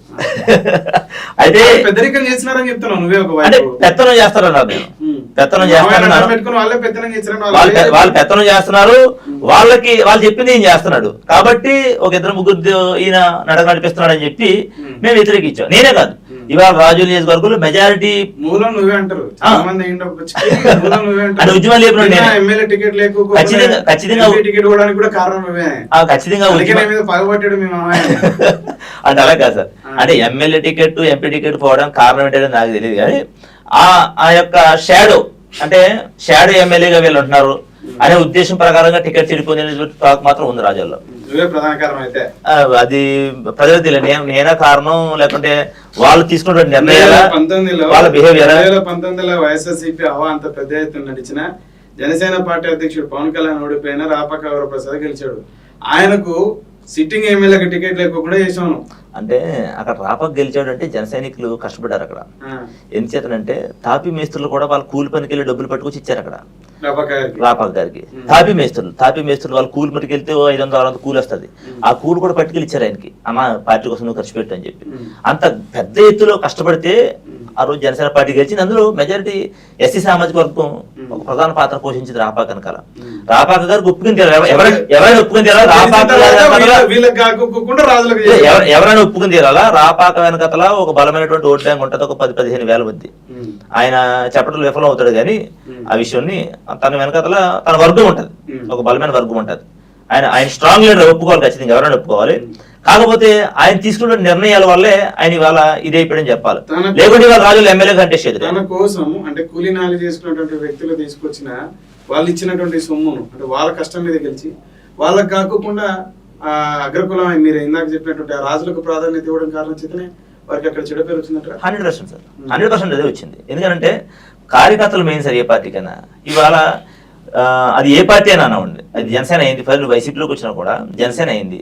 ఆ జనసేనలో నీకు అధినాయకుడికి గెలుపునివ్వకపోవచ్చు, అధినాయకుడు నీకు ఏమైనా డబ్బులు ఇచ్చాడా గెలవడానికి? ఇక్కడ అధినాయకుడికి డబ్బులు పంపించలేదు కదా, నీకు డబ్బులు ఇచ్చిన ఎవరు? ఇక్కడ కార్యకర్తలు. నిన్ను గెలిపించిన కార్యకర్తలు నీకు ఎవరో విలువైన ఒక వంక చూపించి నీ రాజకీయ ఎదుగుదల కోసం నీ వెనకతో ఇద్దరు ముగ్గురు యొక్క స్వార్థం కోసం ఇవాళ పార్టీ మారి వెళ్ళిపోయావు కదా. పాపం వాళ్ళందరూ కూడా వాళ్ళ మనోవేదన ఉండదా, వాళ్ళకి బాధ ఉండదా? At the same time Rapaka అనేటువంటి వ్యక్తి నమ్మిన జనాంగాన్ని మోసం చేస్తాడనేది ఒక బలమైన ముద్ర ప్రతి మనుషులు వచ్చినారు, ప్రతి కార్యకర్తలు వచ్చినారు అన్ని పార్టీల్లో. కాబట్టి జగన్మోహన్ రెడ్డి గారు జరిపించిన సర్వేలో భావాన్ని చొప్పింపజేసింది నువ్వేనా? 100% సార్. ప్రజల ఆలోచనకి తీసుకెళ్ళింది నువ్వేనా? తీసుకెళ్ళాలి కదా సార్. ఎందుకంటే రాజకీయాల్లో విశ్వసనీయత మావయ్యని నువ్వేమడిగావు? నీకు ఏది ఎక్కువపోతే ఇదంతా చేసిన అంటావు? నేను ఎప్పుడు ఆయన ఏం అడగలా. నేను వన్స్ అపాన్ ఏ టైం రాపాక అభిమాని. ఆయన ఒక అభిమానిగా ఉండేటండి. నేను ఆయన ఫ్లెక్సీలు కట్టినోడిని, ఆయన పుట్టినరోజు నేను విషయం చెప్పినోడిని, రాపాక గారి పుట్టినరోజు వేడుకలో దద్దరులిపోయి ప్రసంగాలు ఇచ్చినోడిని. నేను ఆయన తీసుకున్న నిర్ణయం నచ్చక నేను ఆయన విభేదించాను తప్ప, రాజకీయంగా విభేదించాను తప్ప. అంటే మాకు వరుసలు ఉంటాయి, ఇంటి పేరు వరుసలు ఉంటాయి. పైపెచ్చి మా చిన్నాన్నగారిని వాళ్ళ అన్నయ్య గారు అమ్మాయి చేసుకోవడం, ఇలా ఒక లాంగ్ రిలేషన్ బంధుత్వం ఉంది. అట్ ద సేమ్ టైం మా మిస్సెస్ వాళ్ళ అమ్మగారు చంద్రమౌళి వాళ్ళ ఊరు ఆవిడ అవ్వడం, వాళ్ళకి వీళ్ళకి అన్నదమ్ములు సంబంధాలు ఉండడం, కొన్ని సంబంధాలు. అంటే ప్రజా నిర్ణయం చెప్పలేదు సార్. అంటే నామినేషన్ తర్వాత టఫ్ గానే ఉన్నాయి. సరే, ఇకపోతే మీ ప్రాంతంలో అంటే ఈస్ట్ గోదావరి కానీ వెస్ట్ గోదావరి కానీ ఆ పరిసర ప్రాంతాల్లో రాజుల్ని లేకపోతే అగ్రకులాలకు సంబంధించిన వ్యక్తుల్ని విభేదించేటువంటి దళితుల్ని, విమర్శించేటువంటి దళితుల్ని శిరోమండనం చేయడం, చెప్పులతో కొట్టడం, లేకపోతే మూత్రం విసర్జన చేయడం కానీ ముఖం పైన తలపైన, దీన్ని ఎలా చూస్తారు? అంటే కొన్ని పర్సనల్ ఇష్యూస్ నాటి కాలం కాదు, నేడు కలియుగంలో కూడా ఈ చర్యలు మీ ప్రాంతంలోనే. ఆంధ్రప్రదేశ్ 13 జిల్లాలు ఉంటాయి విభజిత ఆంధ్రప్రదేశ్లో, మరి ఎక్కడా లేదు, అక్కడే జరుగుతూ ఉంటాయి. అంటే ఇవి వాస్తవంగా కొన్ని జరిగినాయి, కొన్ని ఘటనలు జరిగినాయి. మీరు న్యాయస్థానాలు పర్ఫెక్ట్గా పనిచేయనప్పుడు, పోలీస్ వ్యవస్థ పర్ఫెక్ట్గా పనిచేయనప్పుడు ఇలాంటి సంఘటనలు రిపీటెడ్గా జరుగుతాయి. అయితే ఇక్కడ జరిగినటువంటి సంఘటనల్ని అవాస్తవాలు తెలుసుకోకుండా రాజకీయ లబ్ధి కోసం రాజకీయ పార్టీలు హైలైట్ చేసుకున్న సందర్భాలు కూడా ఉన్నాయి. ఫర్ సపోజ్ మీకు రావులపాలెం ఘటన ఉంది. పేపర్ ప్లేట్ మీద అంబేద్కర్ ఫోటో పడిందని 11 మంది మీద కేసు కట్టాడు ఒక ఎస్పీ గారు. రాజద్రోహం కేసు కట్టాడు. దీనికి కారణం ఏమిటంటే ఆ ఎస్పీ గారికి మరి ఇగో అడ్డు వచ్చిందో ఏం అడ్డు వచ్చిందో తెలియదు. ఎమ్మెల్యే గారికి ఎస్పీ గారికి ఉన్న క్లాష్ ని బట్టి ఈ కేసు కట్టడం జరిగింది. ఎందుకని ఈ మాట చెప్తున్నానంటే, న్యూడిల్స్ బండి దగ్గర పేపర్ ప్లేట్ మీద అంబేద్కర్ ఫోటో వచ్చిందట. అది ఒక రెడ్డి సామాజిక వర్గానికి చెందినటువంటి ఒక వ్యక్తి న్యూడిల్స్ షాప్.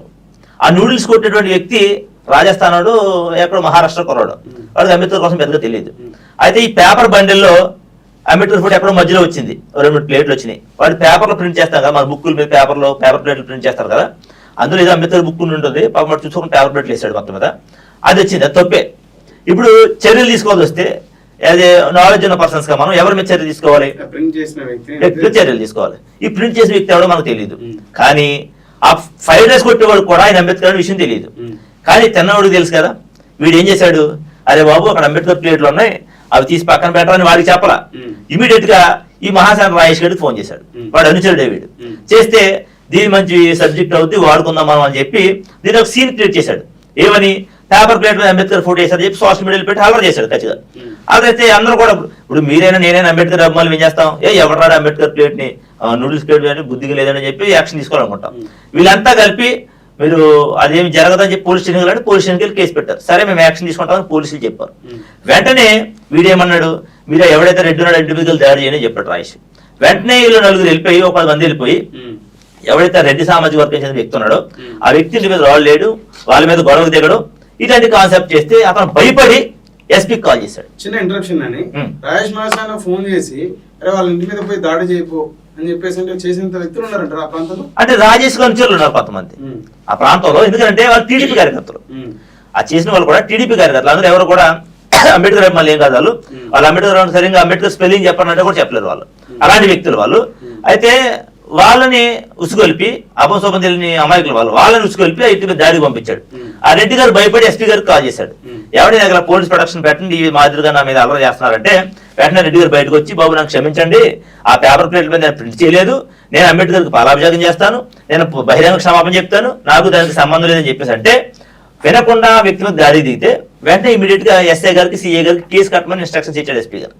ఇస్తే వీళ్ళు ఎమ్మెల్యే గారు ఫోన్ చేసి చెల్ల జగ్గిరెడ్డి గారు ఫోన్ చేసి మీరు కేసులు కట్టకండి, మేము కూర్చోబెట్టి మాట్లాడుకుంటాం, దీని మీద కేసులు కట్టేటువంటి ఇదేం కాదు అని చెప్పేసి అంటే ఎస్పీ గారు హర్ట్ అయ్యాడు. ఎందుకంటే అప్పుడు జగ్గిరెడ్డి గారు ఊళ్ళో లేడు, ఆయన ప్లేనరీ సమావేశంలో ఉన్నాడు ఆయన. ఎందుకు ఈ జగ్గిరెడ్డి గారికి అయితే షాప్ ఉందో ఆ రెడ్డికి సత్సంబంధాలు ఉన్నాయా, అందుకని ఆయన మీద కేసు కట్టొద్దని చెప్పాడు. అంటే అలా కాదు, ఆయన రెడ్డికి సమర్థించుకునే ప్రయత్నం చేశాడు. అంటే రెడ్డి గారి మీద కేసు కట్టొద్దని లేదండి, ఎవరైతే కుర్రగాళ్ళు ఉన్నారో కుర్రగాళ్ళ మీద రెడ్డి గారు కేసు పెట్టాడు. ఈ కుర్రగాళ్ళ మీద కేసు కట్టొద్దని చెప్పాడు. దళిత పిల్లల మీద కేసులు కట్టొద్దు, దళిత పిల్లల మీద కేసులు కట్టకని చెప్పాడు ఎవరు, జగ్గిరెడ్డి గారు. చెప్తే వెంటనే ఎస్పీ గారు ఊరుకోవాలా, ఎస్పీ గారు కేసు కట్టి తీరాలని చెప్పి ఎస్ఐ మీద సుధీర్ కుమార్ రెడ్డి అండి, అప్పుడు సుధీర్ కుమార్ రెడ్డి ఆయన కూడా రెడ్డి సామాజిక వర్గం. అదే సుధీర్ కుమార్ రెడ్డి అంబేద్కర్ జిల్లా పేరు పెట్టలేదని నా మీద కూడా కేసు కట్టిన కేసు అది తర్వాత విషయం. అతన్ని డైరెక్ట్ గానే మా దళిత నాయకులు అందరూ కూడా దళిత వ్యతిరేకి అని చెప్పేసి కూడా ఎస్పీ గారిని మాట్లాడిన సందర్భాలు కూడా ఉన్నాయి. ఈ దళిత పిల్లల మీద ఈ ఎస్పీ గారు కేసు పెట్టించాడు, జగ్గిరెడ్డి గారు దాన్ని వ్యతిరేకించాడు. నా కాన్స్టిట్యున్సీలో నా పిల్లల మీద, నా ఓటర్ల మీద, నా కార్యకర్తల మీద, నా దళిత సోదరుల మీద నువ్వు ఎలా కేసు కడతావని చెప్పి పోలీస్ స్టేషన్ లో నిద్ర చేశాడు, ధర్నా చేశాడు. ఒక ఎమ్మెల్యే, అది చెల్ల జగ్గిరెడ్డి, పెద్ద చరిత్ర కలిగినటువంటి ఎమ్మెల్యే, 3 సార్లు ఎమ్మెల్యే గెలిచిన వ్యక్తి, ఆ ప్రాంతంలో తిరుగులేనటువంటి వ్యక్తి, కోటీశ్వరుడు, పోలీస్ స్టేషన్ లో అర్ధరాత్రి నుంచి తెల్లారి వరకు కూడా దోమలు కొట్టుకుంటా పోలీస్ స్టేషన్ నిద్ర చేశాడు ఆ పిల్లల్ని రిలీజ్ చేయమని, ఆ కేసులు కొట్టమని ధర్నాకు దిగాడు జగ్గిరెడ్డి గారు. అయితే ఇక్కడ కేసు పెట్టించింది ఎవరు, ఆయన. దీన్ని సరిపల్లి రాజేష్ తన మీడియా ఛానల్లో పేకించుకుని వైఎస్ఆర్ కాంగ్రెస్ పార్టీ 11 మంది మీద కేసు కట్టిందని, అంబేద్కర్ పేరు ఫోటో పేపర్ ప్లేట్ మీద చేసినటువంటి అడిగినందుకు దళితుల మీద రాజద్రోహం కేసు పెట్టించింది వైసీపీ పార్టీ జగ్గిరెడ్డి అని చెప్పి జగ్గిరెడ్డి గారిని ఆ ప్రాంత దళితులకు దూరం చేసే ప్రయత్నం చేశాడు రాజేష్. ఎంత దారుణం జరిగిందంటే అక్కడ తెలుగుదేశం పార్టీ దళితులు, వైసీపీ పార్టీ దళితులు అయిపోయారు. అక్కడ 2 వర్గాలుగా విడిపోయారు. అక్కడ చాలా దుర్మార్గం జరిగింది. అక్కడ ఎంత దుర్మార్గం అంటే ఒక పేట వేలేసుకునేటువంటి అంటే తెలుగుదేశం దళితులు అన్నారు ఒక సంఘం ఉంది అక్కడ. ఆ సంఘానికి 18 ఎకరాలు 19 ఎకరాలు ఒక స్థలం కూడా ఉంది. ఆ స్థలాన్ని ఇచ్చిన ఆయన ఎవరంటే జగ్గిరెడ్డి గారు నాన్నగారు. వీళ్ళకి ఆ స్థలాన్ని పండించి తినే స్థలాన్ని ఇచ్చిన జగ్గిరెడ్డి గారు నాన్నగారు. అలాంటి జగ్గిరెడ్డి గారి మీద వ్యతిరేకత తీసుకొచ్చి అదే జగ్గిరెడ్డి గారు అంబేద్కర్ ఫోటోకి దండేస్తుంటే నువ్వు దళిత వ్యతిరేకి, నువ్వు దండేకి వీళ్ళని చెప్పి జగ్గిరెడ్డిని కూడా గోబ్యాక్ అనేటువంటి పరిస్థితి తీసుకొచ్చింది తెలుగుదేశం కార్యకర్తలు. అదే పేటలో ఉన్నటువంటి అక్కడ 60 కంప్లైంట్ 70 కంప్లైంట్ సగం మంది వెళ్ళేశారు. పక్కింట్లో ఎవరు చనిపోతే వీడు చూడగా తగలేదు, పక్కింట్లో పెళ్లి చేస్తే వీడు చూడగా తగలేదు. అదే పరిస్థితి నడుస్తుంది ఇప్పటికీ అక్కడ. దీని మీద ఎస్సీ కమిషనర్ కూడా వెళ్ళారు అక్కడ వాళ్ళు. ఈ మాదిరిగా జరుగుతుంటే అక్కడ సీఏ కానీ ఎస్ఐ కానీ యాక్షన్ తీసుకునే పరిస్థితులు లేరు. జగ్గిరెడ్డి గారు కూడా వాళ్ళు ముట్టుకునే పరిస్థితి లేకుండా పోయింది వాళ్ళ. ఎందుకంటే ఇది ఒక సినిస్టివ్ మ్యాటర్. ఎస్సీ సామాజిక వర్గంలో 2 వర్గాలు ఒక వర్గం వెళ్ళేయడం అనేది చాలా దారుణం. అది గణపూర్లో చూశాను నేను. ఈ రెడ్డు, కాపు, వెలమన, కమ్మన, ఈ మాదిగా దళితకు సంబంధించినటువంటి జాతిని వెలేసినారని చెప్పేసి ఇప్పటివరకు ఒక దళితులే మరో దళితులు వెలేసినారు. అయితే మీ దగ్గర 100% టీడీపీ దళితులు, వైసీపీ దళితులు వెలేశారు. అంటే ఎవరైతే అక్కడ సర్పంచ్ కూడా ఉన్నారు సార్, ఒక గ్రామ సర్పంచ్ కుటుంబాన్ని కూడా వెలేశారు. ఆ గ్రామానికి ప్రథమ పౌరుడు ఆ సర్పంచ్ కుటుంబాన్ని కూడా వెలేశారు. ఎందుకంట వరద వచ్చింది అక్కడ. వరద వచ్చినప్పుడు ఎమ్మెల్యే గారు వచ్చారు అక్కడ సాయం చేయడానికి. మరి ఆటోమేటిక్ ప్రథమ పౌరుడు ఎలాగో వద్దా? ఆ సర్పంచ్ గారు వెళ్ళాడు. ఈ గ్రామ ప్రజలకు ఏం అవసరం ఉన్నాయి, వరద వచ్చినప్పుడు వరదల్లో వీళ్ళకి ఏం నీడ్స్ ఉంటాయని చెప్పడానికి వెళ్ళాడు. వెళ్ళినందుకు ఆ సర్పంచ్ కుటుంబాన్ని కూడా వెళ్ళేశారు. ఆ కుటుంబంలో కార్యక్రమానికి వెళ్ళడం మానేశారు, ఎవరి కుటుంబంలో రావడం మానేశారు. ఇలాంటి ఒక భయంకరమైన సంస్కృతిని పెంచి పోషిస్తున్నారు టీడీపీ పార్టీ. సరిపల్లి రాజేష్ కానీ అనుచరులు కానీ ఒక భయంకరమైన విష సంస్కృతిని పెంచి పోషిస్తున్నారు అక్కడ. ఎవరెవరు వెలివేతలకు గురేయడం కాదు సార్, మా ఊళ్ళని వెలిసిన పరిస్థితి తీసుకొచ్చారు అక్కడ గోపాలపురంలో. దీనికి సంబంధించి మరి మీ జాతికి సంబంధించిన అక్కడ ఇంకా పెద్ద నాయకులు ఎవరు మాట్లాడలే? ఒక ఎస్సీ కమిషన్ చైర్మన్ వెళ్తే ఆయన మీద కూడా విమర్శలు చేసే ప్రయత్నానికి వచ్చేసారు వాళ్ళు. అక్కడ పూర్తిగా తెలుగుదేశం కొంతమంది ఎస్సీల్లో ఉన్నటువంటి కొంతమంది అమాయకుల్ని మందు ఇచ్చి డబ్బులు ఇచ్చి ఈ విధమైనటువంటి కుట్రలు చేపిస్తుంది. అమాయకుల్ని, వాళ్ళకి పాపం తెలియదు, నిజంగానే ఏమి తెలియదు. అక్కడ వాస్తవానికి మొన్న కూడా ఒక స్కూల్ కట్టారు. ఆ జగ్గిరెడ్డి గారు ఇచ్చి వాళ్ళ నాన్నగారు ఇచ్చిన స్థలం అనుకుంటుంది, అందులో ఒక స్కూల్ కట్టారు. ఆ స్కూల్కి కూడా వాళ్ళ నాన్నగారు పేరు పెడితే దాన్ని కూడా సైన్ చేయడం పరిస్థితి. వీళ్ళ సంఘానికి స్థలం ఇచ్చినాడు ఆయన జగ్గిరెడ్డి గారే. ఇవాళ చెప్తున్నా సార్, అక్కడ గోపాలపురంలో కానీ ఆ కాన్స్టిట్యూన్సీలో కానీ జగ్గిరెడ్డి అనేటువంటి వ్యక్తి చూసినంతలా ఆంధ్ర రాష్ట్రంలో దళితుల్ని ఏ ఎమ్మెల్యే చూసున్నాడు. అంత గొప్పగా ఆదరించాడు ఆయన వాళ్ళందరినీ, వాళ్ళ కుటుంబం మొదటి నుంచి. అలాంటి దళితుల మద్దతుగా ఉన్నటువంటి ఒక రెడ్డి సామాజిక వర్గ చెందిన ఎమ్మెల్యేని ఇవాళ టీడీపీ ప్రభుత్వం రాష్ట్ర స్థాయి నాయకత్వం దిగొచ్చి కేవలం జగ్గిరెడ్డి గారి మీద ఉన్న కోపంతో ఎస్సీ సామాజిక వర్గాలు 2 వర్గాలు కింద కొట్టేశారు సార్. 2 వర్గాలు కింద కొట్టేశారు కేవలం వాళ్ళ రాజకీయ లబ్ధి కోసం. కలిపే ప్రయత్నం జాతీయ నాయకులు ఎవరు చేయలేదా? చాలా మంది చేశారు. ఏ పార్టీలో ఉన్న నాయకులైనా అంటే వెళ్ళారు, చాలా మంది వెళ్ళే ప్రయత్నం చేశారు. వాళ్ళు వినే పరిస్థితుల్లో లేరు, ప్రస్తుతానికి. సో ఆఫ్టర్ ఎలక్షన్ ఖచ్చితంగా వైసీపీ నాయకులు కానీ లేకపోతే జగన్మోహన్ రెడ్డి గారు కానీ వైఎస్ఆర్సీపీ పార్టీ కానీ దళితులకు మంచి చేసే ప్రయత్నం గత 5 సంవత్సరాలలో చేసుకుంటూ ముందుకెళ్తుందని మీరు ప్రధానంగా భావించి మద్దతుగా నిలవడం జరుగుతూ ఉంటుంది. ఆ క్రమంలో మీరు పెద్ద ఎత్తున వాయిస్ ఇవ్వడం జరుగుతూ ఉంటుంది. మరి మీ ప్రాంతానికి సంబంధించిన మాజీ ఎంపీ రాజ్యాంగం మీద అలాగే పార్లమెంట్ శాసనాల మీద మంచి అవగాహన ఉన్నటువంటి మీ సామాజిక వర్గం పైన కూడా జీవీఆర్ కుమార్ గారు కానీ ఇంకా ప్రొఫెసర్లు కొందరు అరుణ గోగుల్మంద గారు, మీరు చెప్పిన జాడ శ్రావణ్ కుమార్ గారు కానీ ఇలా చాలా మంది ఎందుకు మేధావి వర్గం వారు కానీ గతంలో చట్టసభల్లో పనిచేసిన వ్యక్తులు కానీ జగన్మోహన్ రెడ్డి గారు దళితులకు వ్యతిరేకం అని చెప్పేసి మాట్లాడుతున్నారంటే? అంటే హర్ష్ కుమార్ గారు ఎంపీగా చేశారు సార్, 2 సార్లు చేశాడు. ఈ 2 సార్లు ఎంతమంది దళితుల్ని ప్రయోజనం చేశాడు ఆయన? అంటే రిజర్వేషన్ ఉపయోగించుకుంటున్నాం, సరే బాగుంది. అసలు బాబాసాహెబ్ అంబేద్కర్ రిజర్వేషన్ దేనికోసం పెట్టాడు? కనీసం 5 సంవత్సరాలైనా నీ జాతి నాయకులు నీ జాతిని బాగు చేసుకో, వెనకబడేటోళ్ళు ఎవరికి తీసుకురా కొంచెం అని చెప్పేసి ఒక సూచన. దాన్ని ఏ ఎమ్మెల్యే ఏ ఎంపీ కూడా వాళ్ళు ఇప్పుడు వరకు మీరు చెప్పినటువంటి వాళ్ళు ఎవరు కూడా ఫాలో అయినటువంటి పరిస్థితి లేదు. 2 సార్లు హర్ష్ కుమార్ గారు ఎంపీగా చేసి ₹1 కోట్ల ఆస్తిని సంపాదించాడు ఆయన. ఆయన కాలేజ్ కట్టుకున్నాడు. శుభ్రంగా వాళ్ళ పిల్లలు, వాళ్ళ కోడళ్ళు, వాళ్ళ మనవలు అందరూ కూడా ఒక లగ్జరియస్ లైఫ్ అనుభవిస్తున్నారు ఇవాళ స్టిల్ ఇప్పటికి. 2 సార్లు ఇప్పుడు ఆయన ఎంపీ చేస్తే మరి ఎందుచేత కొంతమంది పారిశ్రామికవేత్తలు నువ్వు రెడీ చేయలేకపోయావు? సరే ఇప్పుడు జగన్మోహన్ రెడ్డి గారు ఇప్పుడు ఆపేశాడు, నువ్వు కార్పొరేషన్ అని చెప్పి ఫైట్ చేస్తున్నారు వీళ్ళంతా. ఇప్పుడు జగన్మోహన్ రెడ్డి గారు కార్పొరేషన్ ఆపేశాడు, మరి కాంగ్రెస్ ప్రభుత్వంలో కార్పొరేషన్ ఉంది కదా. ఎందుకు మీ ప్రాంతంలో అమలాపురం పార్లమెంట్ పరిధిలో ఎంతో మంది దళిత యువతకు చేతనిచ్చాడు, ఆర్థికంగా సామాజికంగా రాజకీయంగా అవకాశాలు కల్పించాడు అంటారు? ఎవరు? హర్ష్ కుమార్ గారు. అంటే ఓ నలుగురు పేర్లు చెప్పండి, 40-50 మంది వద్దు, ఒక 4 పేర్లు చెప్పండి. ఇదిగో ఇతన్ని ఈ రాజకీయ భవిష్యత్తు ఇచ్చింది హర్ష్ కుమారే, ఇదిగో ఇతని చేతి ఇండస్ట్రీ పెట్టింది హర్ష్ కుమారే, ఇదిగో ఇతని చేతి కాలేజ్ పెట్టింది హర్ష్ కుమారే, ఇదిగో ఇతను చదువుకోవడానికి కారణమైన హర్ష్ కుమార్ అని చెప్పి ఒక 2-3 పేర్లు చెప్పండి. లేవు, కానీ వేల మీద కూడా లెక్క పెట్టలేము. అంటే ఇక్కడ నేను హర్ష్ కుమార్ని విమర్శించాలనేది నా ఉద్దేశం కాదు సార్. ఇక్కడ అంటే మీకు అవకాశం వచ్చినప్పుడు ఎందుకని జాతికి మీరు ఉపయోగపడలేకపోయారు? నిన్ను పార్లమెంట్ లో మాట్లాడే అవకాశం వచ్చింది నీకు, నీ జాతి నువ్వు అభివృద్ధి చేసుకునే అవకాశం నీ చేతిలోకి వచ్చినప్పుడు అప్పుడు నువ్వు జాతి కోసం పట్టించుకోవడం మానేసి, జాతి కోసం మాట్లాడడం మానేసి, ఇవాళ నీకు అధికారం లేదని ఈ వాళ్ళు జాతి మీద మాట్లాడుతూ ప్రేమలకు పోస్తా ఉన్నావు, జాతి అంతా వెనకతలు నిలబడాలని అంటూ ఉన్నావు.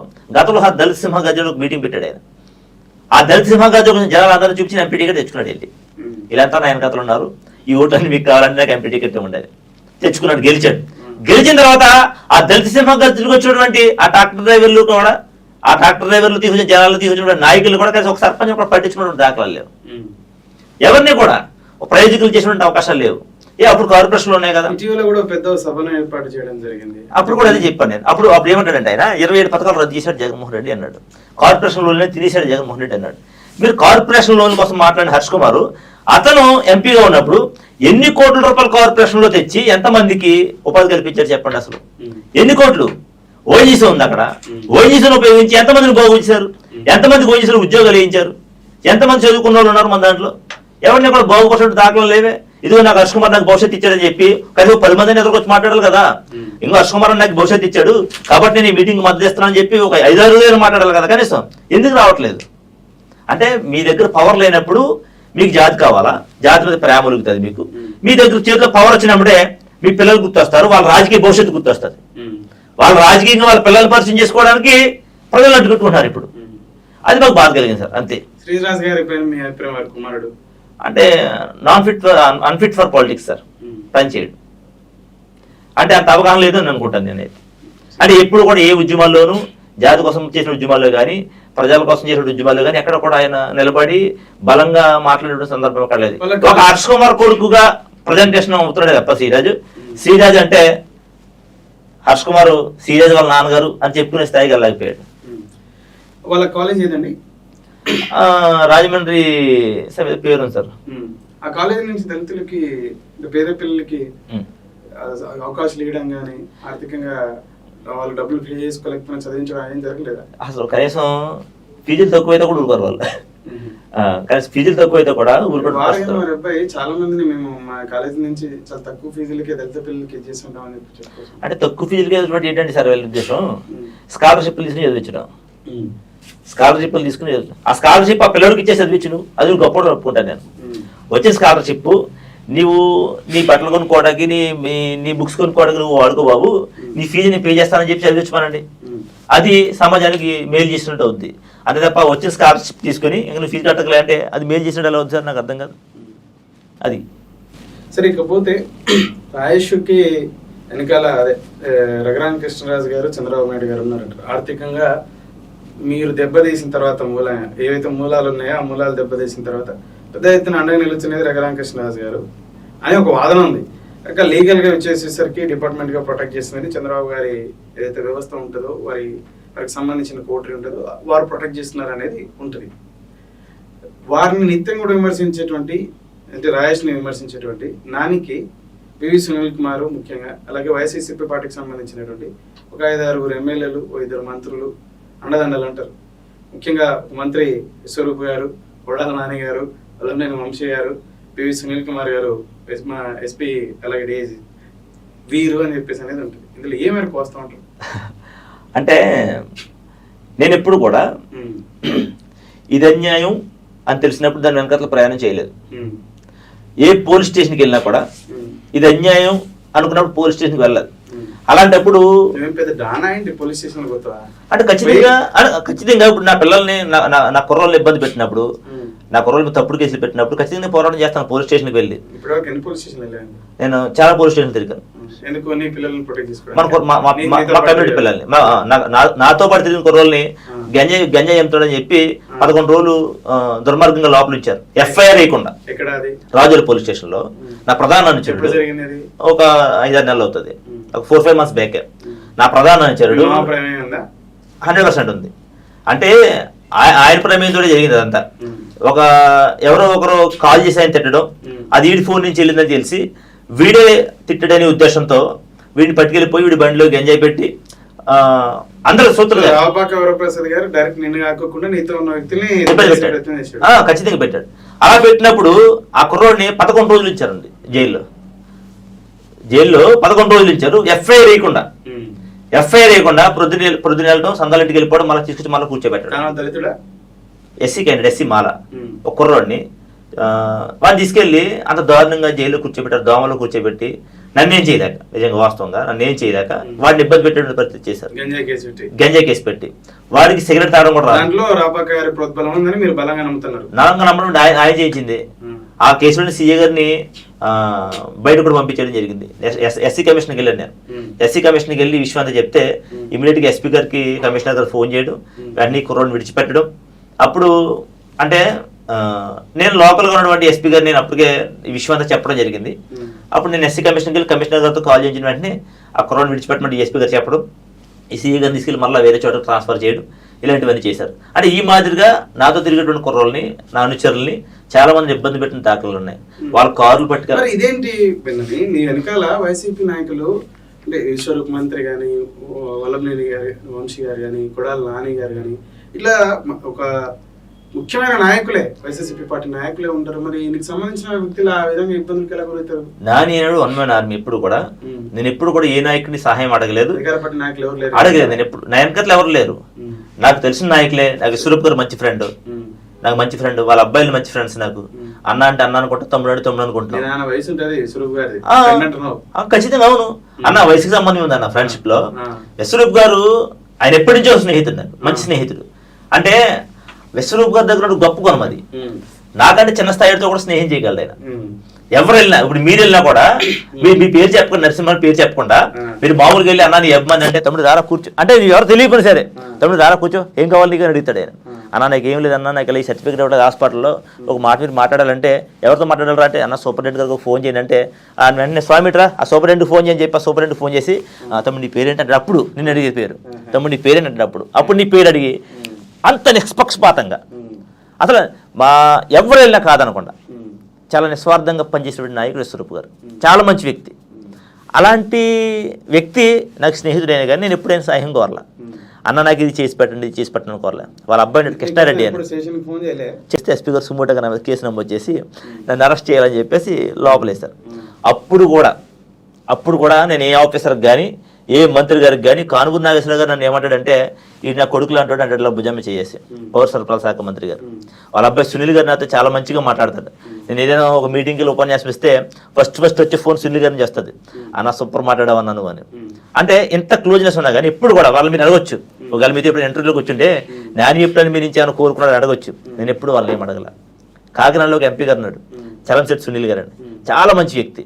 ఖచ్చితంగా ఆయన గెలవాలని కోరుకుంటున్నాను. నేను సుమారు 3 సార్లు ఓడిపోయాను ఎంపీగా పోటీ చేసి. 400 గ్రామాలు ఉన్నాయి, గ్రామానికి ₹1 కోటి చెప్పి 400 కోట్ల రూపాయలు తన సొంత డబ్బును ఖర్చు పెడతానని చెప్పి మాటిచ్చాడు.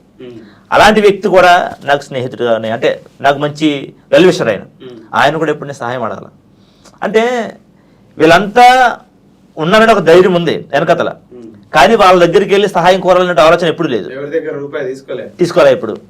ఎప్పుడు నాకు వాళ్ళందరూ ఉన్నారని ధైర్యం ఉంది నా దగ్గర, వాళ్ళందరూ ఉన్నారు నా వెనకతల. ఈ రోజు వరకు ఏ వైఎస్ఆర్సీపీ నాయకుడి దగ్గర నుంచి రూపాయి తీసుకోలే చెప్పగలుగుతా? నేను ప్రమాణంగా ఏ వైఎస్ఆర్సీపీ నాయకుడి దగ్గర నుంచే కాదు, ఏ దళిత నాయకుడి దగ్గర నుంచే కాదు, ఎవరి దగ్గర కూడా నా ఉద్యమాల పేరుతో కానీ నా స్వలాభం కోసం కానీ ఎప్పుడు కూడా ₹1 కూడా నేను తీసుకోవాలా ఇంతవరకు. స్టిల్ ఈ రోజు వరకు ఖర్చు చేసిన ప్రతి రూపాయి నా సొంత డబ్బులతో నేను ఉద్యమాల కోసం నా భార్య మంగళసూత్రాలు తాగడ పెట్టాను. నేను ఉద్యమాలకు వెళ్ళినప్పుడు 100% అన్న నాకు పిచ్చి. నేను తుని అనేటువంటి గ్రామంలో జాతరలో కాలు తొక్కడని చెప్పి ఒక అబ్బాయిని కొట్టి చంపేశారు. అక్కడికి వెళ్ళడానికి నాకు డబ్బులు లేవు. డబ్బులు లేకపోతే నేను సుమారుగా ఒక 4-5 నేసుకుని వెళ్ళాలి కారులో, ఒక్క నెలలేను. ఒక పక్కన అక్కడ న్యాయం జరగట్లేదని చెప్పి కమిషన్ భయం కదన్నా. అంటే ఒక వర్గం వెళ్తే బాగుంటది కదా. ఇప్పుడు నేను ఒక్కడనే వెళ్ళాను, అక్కడ నేను ఒక్కడనే వెళ్తే నేను నా మాట వింటాను ఖచ్చితంగా అక్కడ. అంటే ఒక 4 మనుషులు కూడా వెళ్ళాలి అంటే అక్కడ వాళ్ళకి మద్దతు తెలపడం ఒక ధైర్యం ఉండాలి. వాహో నా పక్షానే ఇంతమంది ఉన్నారు నా వెనకట్లనే ఒక ధైర్యం ఉండాలి వాళ్ళకి. నా దగ్గర ఇంకా డబ్బు ఉంటే ఇంకో 4-5 కార్లు వేసుకెళ్తాను, వాళ్ళకి ధైర్యం వాళ్ళకి బలం ఇవ్వడానికి. ఆ కుటుంబం నిరుపేద కుటుంబం, వాళ్ళకి ఇమీడియట్ గా రావాల్సినటువంటి ఎక్స్గ్రీషియా ఏది ఉంటుందో ఎస్సీ కేసులో అది ఇమీడియట్ గా రావాలని చెప్పి చాలా గట్టిగా పట్టు కూర్చున్నాను ఎస్సీ కమిషన్ దగ్గర. వెంటనే విక్టర్ ప్రసాద్ గారు రావడం జరిగింది. వాళ్ళకి రావాల్సినటువంటి ఎస్సీ కమిషన్ ద్వారా మన ఎస్సీ అట్రాసిటీ ద్వారా రావాల్సినటువంటి ఆ డబ్బులు ఏదైతే ఉన్నాయో ఆ డబ్బులు ఇమీడియట్ గా అదే రోజు చెక్ ఇప్పించినటువంటి సక్సెస్ కూడా నేను చూశాను. అక్కడికి వెళ్ళడానికి ఆ కుటుంబాన్ని ఆదుకోవడానికి వెళ్ళడానికి నా దగ్గర డబ్బులు లేవు నిజంగా. రోజు నేను నిజంగా చెప్తాను, నా భార్య మళ్ళీ బంధు అది తాకట్టు పెట్టి నేను వెళ్ళాను. ఆ రోజు నేను పట్టుకెళ్ళి తాకట్టు పెట్టుకుని ఆ డబ్బులు పట్టుకుని వీళ్ళందరూ తీసుకుని వెళ్ళి అక్కడ వాళ్ళందరికీ భోజనాలు పెట్టించి తీసుకుని వెళ్ళి వాళ్ళ దగ్గర కూర్చొని అప్పుడు కమిషనర్ గారితో మాట్లాడి వచ్చాను నేను ఆ రోజు. అంటే అటువంటి సందర్భాలు తప్ప నేను ఉద్యమానికి వెళ్తానని చెప్పాను. నేను ఇంతకు ముందు ఇంటర్వ్యూలో కూడా చెప్పాను, నేను ఇంకొక మాట కూడా చెప్పాను నా భార్యకి, నేను ప్రాణాలకు తెగించే ఉద్యమాలకు వెళ్తున్నాను. నేను ఉన్నటువంటి పరిస్థితుల్లో ఖచ్చితంగా నా మీద అటాక్ జరగవచ్చు. 2 అటాకులు చేశారు నా మీద, ఇప్పటికి 2 సార్లు అటాక్ చేశారు. ఒకసారి కార్లో అటాక్ చేశారు, ఒకసారి ఫ్యామిలీతో ఉన్నప్పుడు అటాక్ చేశారు. ఒకవేళ నేను చచ్చిపోతే కనుక నాకు 2 కొడుకులు ఉన్నారు. ఖచ్చితంగా ఒకడికి అంబేద్కర్ కోసం చెప్పు, ఉద్యమాల కోసం చెప్పు, వాళ్ళని ఖచ్చితంగా జాతి కోసం పెంచవలసిన బాధ్యత నీ మీద అని చెప్పి నా భార్యకి నేను చాలా సందర్భాలు చెప్పాను. ఈ భాష ఇదే మాట విడిపించాను తర్వాత విడిపించాను. చాలా బాగుంటుంది, చాలా అంటే చాలా బాగుంటుంది. అంటే ఉద్యమాల్లోకి వెళ్ళినప్పుడు ఏ ఆడవాళ్ళని ఇంట్లో వాళ్ళని భయపడతారు. ఎందుకంటే ఉన్న పరిస్థితిని బట్టి వీళ్ళు చేసేటువంటి ఎడిటింగ్ని బట్టి వీళ్ళు ఇచ్చేటువంటి కౌంటరింగ్ని బట్టి ఒక్కొక్కటి చంపేస్తానని ఫోన్ చేస్తాడు. శుక్రవారం వచ్చిందంటే నాకు ఫేక్ కాల్స్ చాలా వస్తాయి. ఎందుకంటే శుక్రవారం సెలవులు ఉంటాయి కువైట్లో. వాళ్ళకి ఏం చేస్తారంటే తాగేసి శుభ్రంగా ఈ ఇంటర్నెట్ నెంబర్స్ ఉంటాయి కదా, ఇంటర్నెట్ నెంబర్స్ నుంచి కాల్ చేస్తారు వాళ్ళు. 3 నెంబర్లు వస్తాయి. ఆ నెంబర్ వచ్చిందంటే నేను ఎక్కడో బయట ఉంటాను, అరే మీ ఇంటికి వెళ్ళి తలుపు కొడతాను, ఇప్పుడే జస్ట్ నీ భార్య నరికేస్తాను, నీ పిల్లలు నరికేస్తామంటారు. ఇలాంటి భయంకరమైన సందర్భాలు కాల్స్ కూడా వచ్చినాయి నాకు. అంటే ఇలా బెదిరింపు కాల్స్ వస్తాయి, ఈ మార్పింగ్ ఫోటోలు వస్తాయి. నా అదృష్టం ఏంటంటే నా భార్య సోషల్ మీడియా ఫాలో అవ్వదు, ఫేస్బుక్ ఫాలో అవ్వదు, తన కొంచెం ప్రేయర్ఫుల్గా ఉంటుంది. కాబట్టి ఇవేమో తను చూడదు. అంటే వాళ్ళ అక్క వాళ్ళు, చెల్లి వాళ్ళు, వాళ్ళ అమ్మ వాళ్ళు ఇలాంటి వాళ్ళు చెప్తారు ఎందుకు అతను మానేయమను, ఇలా కొంచెం చెప్తూ ఉంటారు. అటువంటివి చెప్పినప్పుడు నాకు చెప్పే ప్రయత్నం చేస్తారు, కానీ అప్పుడు కూడా మీరు వెళ్ళొద్దు అని చెప్పదు, మీకు ఇష్టమైతే చేయని చెప్తుంది. అంటే నాకు ఎప్పుడు భయం లేదన్న, కానీ ఒకసారి మాత్రం బాధేసింది. అంటే నేను ఉద్యమంలో నిలబడినందుకు గాను నా భార్యని ఎందుకు ఎంత అవహేళన చేయాలి, ఎంత అపహేళన చేయాలి. చాలా దారుణంగా బూతు బొమ్మలకి తలకాయ పట్టుకు ఎడిటింగ్ చేసి చాలా ఖచ్చితంగా రాతలు రాస్తారు వీళ్ళు, మహాసేన వాళ్ళు. సరిపల్లి రాయేష్ కానీ వాడు అనుచరులు కానీ చాలా ఖచ్చితంగా రాతలు రాస్తారు. చాలా వరస్ట్గా ఉంటాయి అనమాట. అవి చూస్తే తన అనుచరులు రాయరా అట్లా? రాయరు. నా కూడా ఉన్నవాడు ఎవడు మందు తాగడు, నా కూడా ఉన్నవాడు ఎవడు సిగరెట్ తాగడు, నా కూడా ఉన్నవాడు ఎవడు తప్పుడు రాతలు రాయరు, నా కూడా ఉన్నవాడు ఎవడు తాగడు నాని. నాకు చిన్నప్పటి నుంచి అలవాట్లేదు. నేను క్రిస్టియన్, సండే స్కూల్కి వెళ్ళాను చిన్నప్పటి నుంచి. నాకు ఉన్నటువంటి 5ని బట్టి నేను ఇప్పటి వరకు ఆల్కహాల్ జోలికి వెళ్ళలేదు. సిగరెట్, మందు, గుట్కా ఇలాంటివి ఏవి నాకు అలవాట్లు లేవు. నా జీవితంలో ఎప్పుడు లేవు, ఏకమిత్రం ఉండవు కూడా. సో రఘురామకృష్ణరాజు మహాసేన అయితే రాజేష్ మహాసేన వెనకాల ఉన్నాడా, ఆర్థికంగా తానే అండదండలు ఉన్నాయని చెప్పేసి ఉంటుంది కదా, నువ్వు నమ్ముతున్నావు? అంటే ఓ వేలో నమ్మేవాడు నేను, ఇప్పుడు నమ్మే పరిస్థితి లేదు. రఘురామకృష్ణరాజుకి దిక్కు మనం లేకుండా ఏడుస్తాడు ఆయన. రఘురామకృష్ణరాజుకి మొన్న ఒక పెద్ద మనిషితో మాట్లాడతా, అన్న ఈ రఘురామకృష్ణరాజు అని ప్రొటెక్ట్ చేస్తున్నాడు ఏమంటే వాడికి దిక్కు మనం లేకుండా ఏడుస్తాడు అన్నాడు. అంటే తను ఉమ్మడి అభ్యర్థి నేను అని చెప్పి అనౌన్స్మెంట్ చేసుకున్నాడు రఘురామకృష్ణరాజు. ఆ ఉమ్మడి అభ్యర్థి కాదు, అసలు టికెట్ లేకుండా పోయాడు రఘురామకృష్ణరాజు. దీనికి సంబంధం లేదు కదా, ఆర్థికంగా చాలా స్ట్రాంగ్ పర్సన్ కదా రఘురామకృష్ణరాజు గారు. అంటే ఆర్థికపరమైన సపోర్ట్ రాజేష్ గారికి ఇవ్వడానికి దానికి సంబంధం లేదు. అంటే ఇప్పుడు నేతలని చేతికి మంచి పోలీసు వాచ్ పెట్టాడు, మెల్ల ఇంతలో చైనా హెడ్ అంటే నాని నేతలు అనగట్లను 50 కోట్లు అనుకుంటున్నారు రెడ్డి. అంటే రఘురామకృష్ణరాజు అనే వ్యక్తి గతంలో ఏదో బ్యాంకు లాస్ పెట్టాడు, లేకుంటే రఘురామకృష్ణరాజు అనే వ్యక్తి ఒక పారిశ్రామికవేత్తని అంటున్నారు, కోట్లని వెనకాల అనుకుంటున్నారు రెడ్డి. ఏమో లేవంటారా అంటే ఉన్నాయని మీరు ఏం చెప్పగలరా? ఉన్నాయని పెద్ద సమాజంలో ఉంది, ఆ సమాజంలో లేవనేది కూడా ఉంది ఒక వర్గం దగ్గర. అంటే నేను ఏమంటానంటే ఒకవేళ నిజంగా రఘురామకృష్ణరాజుకు ఉన్నా ఎందుకని ప్లాట్ఫామ్ గాని తీసుకొచ్చి వాడి మీద కోట్లు ఖర్చు పెట్టే ప్రయత్నం చేస్తాడు రఘురామకృష్ణరాజు? ప్లాట్ఫామ్ ఏంటి, ఈ రోజు ఆంధ్రప్రదేశ్ లో ఒక 5 to 10% పీపుల్ ఇన్ఫ్లుయెన్స్ చేసేటువంటి పర్సన్ అని చెప్పేసి అంటారు వారిని. ఇన్ఫ్లుయెన్సర్ అంటారు దాన్ని. ఇప్పుడు కేఏ పాల్ గారు కూడా ఇన్ఫ్లుయెన్స్ చేస్తాడు. కేఏ పాల్ గారు కూడా 6 to 7% ఇన్ఫ్లుయెన్స్ చేస్తాడు. వాళ్ళందరూ ఎలా ఇన్ఫ్లుయెన్స్ అవుతారంటే కాసేపు సరదాగా నవ్వుకోవడానికి. ఇప్పుడు సునిశ్చిత్ అని ఆయన మీకు తెలుసు ఏదో, ఆయన ఏమంటాడంటే విక్రమార్కుడు సినిమాకి రవితేజ గారు కాదు నన్నే అనుకున్నారు, ఫస్ట్ నాకు డేట్స్ వెళ్ళలేక ఇవ్వలేదు అంటాడు. RRR సినిమాలో ఎన్టీఆర్ గారి పాత్రలో నేనే యాక్ట్ చేయాలి అంటాడు. అది ఇన్ఫ్లుయెన్స్ అంటారా మీరు? సేమ్ సరిపల్లి రాజేష్ కూడా సునిశ్చిత్ అంటాను నేను. జగన్మోహన్ రెడ్డి మీద 30 కేసులు పెట్టాడు అంటాడు. ఎవరు జగన్మోహన్ రెడ్డికి సరిపల్లి రాజేష్ గారి కేసులు పెడితే కానీ సంబంధం ఉంది అసలు? అంటే జగన్మోహన్ రెడ్డి గారి పరిపాలన మానేసి ఆయన తన పార్టీ క్యాడర్ని పికప్ చేసుకోవడం మానేసి ఈ సంక్షేమ పథకాలు చూడడం మానేసి ఎవడో రోడ్డు పక్కన ఉన్నటువంటి వాడు ఎవడో టీవీ నా కోసం మాట్లాడతాడని చెప్పి వాడి మీద కాన్సన్ట్రేషన్ చేసి సరిపల్లి రాజేసి వాళ్ళు ఏం లైవ్ మాట్లాడతాడని చెప్పి ఈ ఉన్న అపాయింట్మెంట్లన్నీ క్యాన్సిల్ చేసి పక్కన పడేసి ఇలా రాజేశ్వర్ ఏం మాట్లాడుతాడు ఇలా చూసి నాని అర్జెంట్కి వెళ్ళి సరిపల్లి రాజేష్ మీద కేసు నాకు ఫోన్ చేస్తాడు ఆయన. లేకుంటే అమ్మని వెళ్ళి అమ్మాయిలు కిడ్నాప్ చేస్తానని చెప్పి కేసు పెట్టని చెప్పి ఇంకొకరు ఫోన్ చేస్తారు సీఎం గారు. ఏం మాట్లాడతాడండి నాకు అర్థం కాదు. ముఖ్యమంత్రి గారు వీడి మీద 30 కేసులు పెట్టారని మాట్లాడతారు. ఇలాంటి అన్నింటిని కామెడీగా చూస్తాం మేమైతే. ప్రజలు కూడా కామెడీగా తీసుకుంటారు. కాకపోతే ఒక వర్గంలో ఉన్నటువంటి కొంతమంది అమాయకులు అంటే వాళ్ళ సోషల్ మీడియా కోసం తెలియక అంటే కొత్త వీడియోలు వస్తాయి కదా, ఇలా గంటకి వీడియోలు చూసేటో రీల్స్ చూసేటో ఏమనుకుంటారంటే వాడు ఆ లైవ్లో కూర్చొని మీసాలు చెప్తుంటే ఓహో ఇదంతా నిజమేమని నమ్మేటువంటి కొంతమంది వర్గం జనం ఉన్నారు. తెలియని వాళ్ళంతా, తెలిసిన వాళ్ళంతా కూడా కామెడీగా చూస్తారు రాజేష్. నేను వారికి టికెట్ ఇచ్చి మళ్ళీ కూడా మరో అభ్యర్థిని పెట్టడానికి కేపబుల్ క్యాండిడేట్ ఉంచుతుంది కదా చంద్రబాబు నాయుడు. 40 ఏళ్ళ రాజకీయ అనుభవం కలిగిన చంద్రబాబు నాయుడు కేవలం కావాలనే వాడు ఏంటో జనాలకు తెలియాలని ఉద్దేశంతో టికెట్ ఇచ్చి వెనక్కి తీసుకున్నారు. ఖచ్చితంగా చంద్రబాబు నాయుడు గారే ఉద్దేశపూర్వకంగా 100% అది. ఎందుకంటే దానికి కూడా కారణం చెప్తాను 100%. ఎందుకని చెప్తానంటే అది కూడా దానికి కూడా ఒక బలమైన కారణం ఉంది. నేను 2019లో జగన్మోహన్ రెడ్డిని సీఎం చేయడంలో నేను బలమైన పాత్ర పోషించాను అంటాడు. ఇవాళ నేను చంద్రబాబు నాయుడిని సీఎం చేయడంలో బలమైన పాత్ర పోషించాను అన్నాడు అనుకో. ఒకవేళ నిజంగానే ఏదో 4-5 మీటింగ్లో మాట్లాడి వీడియోలు చూపించుకుంటాడు. 2019లో జగన్ గారి కోసం మాట్లాడి ఒక 2 వీడియోలు ప్లే చేయమనండి వీడిని, నన్ను జగన్ గారు పిలిపించి నన్ను కొండ వేశారు అంటాడు. అదేంటి కాదనని మొన్న సరే పార్టీకి రాజీనామా చేసి ఏదైతే మహాసేన మీడియా ఉందో దీని నుంచి రేపు 175 నియోజకవర్గాల్లో కంటెంట్ చేయబోతాం, ముఖ్యంగా క్రిస్టియన్స్ మైనార్టీ సోదరులే ఎక్కువ ఉంటారు, తర్వాత బీసీలు ఉంటారు అని చెప్పేసి ప్రకటించడం జరిగింది. వెంటనే పార్టీ అధినాయకత్వం రెస్పాండ్ అవుతుంది. అంత ఇంపార్టెన్స్ ఇవ్వడం జరిగింది కదా, వారెందుకు వారిని డిఫెండ్ చేశారు? నీ అవసరం చాలా ఉంది, నువ్వు పార్టీ ఆస్తివి, ఇంకొక 40 ఏళ్ళు నీ అవసరం ఆవశ్యకత పార్టీకి ఉందని చెప్పేసి పార్టీ పెద్దలు ఫోన్ చేశారు అంటాడు. ఆ పెద్దలు చెప్పే ప్రయత్నం చేసేటప్పుడైనా మీరు ఎప్పుడైనా చూసారా? పార్టీ పెద్దలు నాకు ఫోన్ చేశారు అంటాడు. ఎప్పుడైనా మీరు చూసారా? ఆడు పైనుంచి వస్తారు, కింద నుంచి పైకి వెళ్తారు ఆఫీస్ కి. ఇప్పుడైతే చంద్రబాబు నాయుడుతో మాట్లాడుతున్నాను ఫోన్ అంటాడు. ఆ దగ్గర పాపం అమాయకులు ఎదుగురులు అంతా వాళ్ళు నమ్ముతారు. నువ్వు నేను ఎలా నమ్ముతావన్నా? పార్టీ పెద్దలు అంటే ఎవరా పార్టీ పెద్దలు? లోకేష్ చేశాడా? చంద్రబాబు నాయుడు చేశాడా? లేకపోతే పార్టీలో ఇంకా పెద్ద పెద్ద నాయకులు ఎవరైనా చేశారు? అది చెప్పాలి కదా. నాతో ఇవాళ ఆడు నాకు టికెట్ నన్ను తొలగించాలనుకున్నప్పుడు ఒక పోస్ట్ పెట్టాడు. ఏమని చెప్తా, జోన్ 2 ఇన్ఛార్జ్ గారు సమ్ పేరు రాసి నన్ను తొలగిస్తున్నట్టుగా ప్రకటించారని చెప్పి రాశాడు. తెలియపరిచారు రాశాడు. అది అందరూ చూశారు కదా. మరి అదే జోన్ టీ ఇన్ఛార్జ్ గారు నాతో చర్చలు జరపని చెప్పి రాయాలి కదా.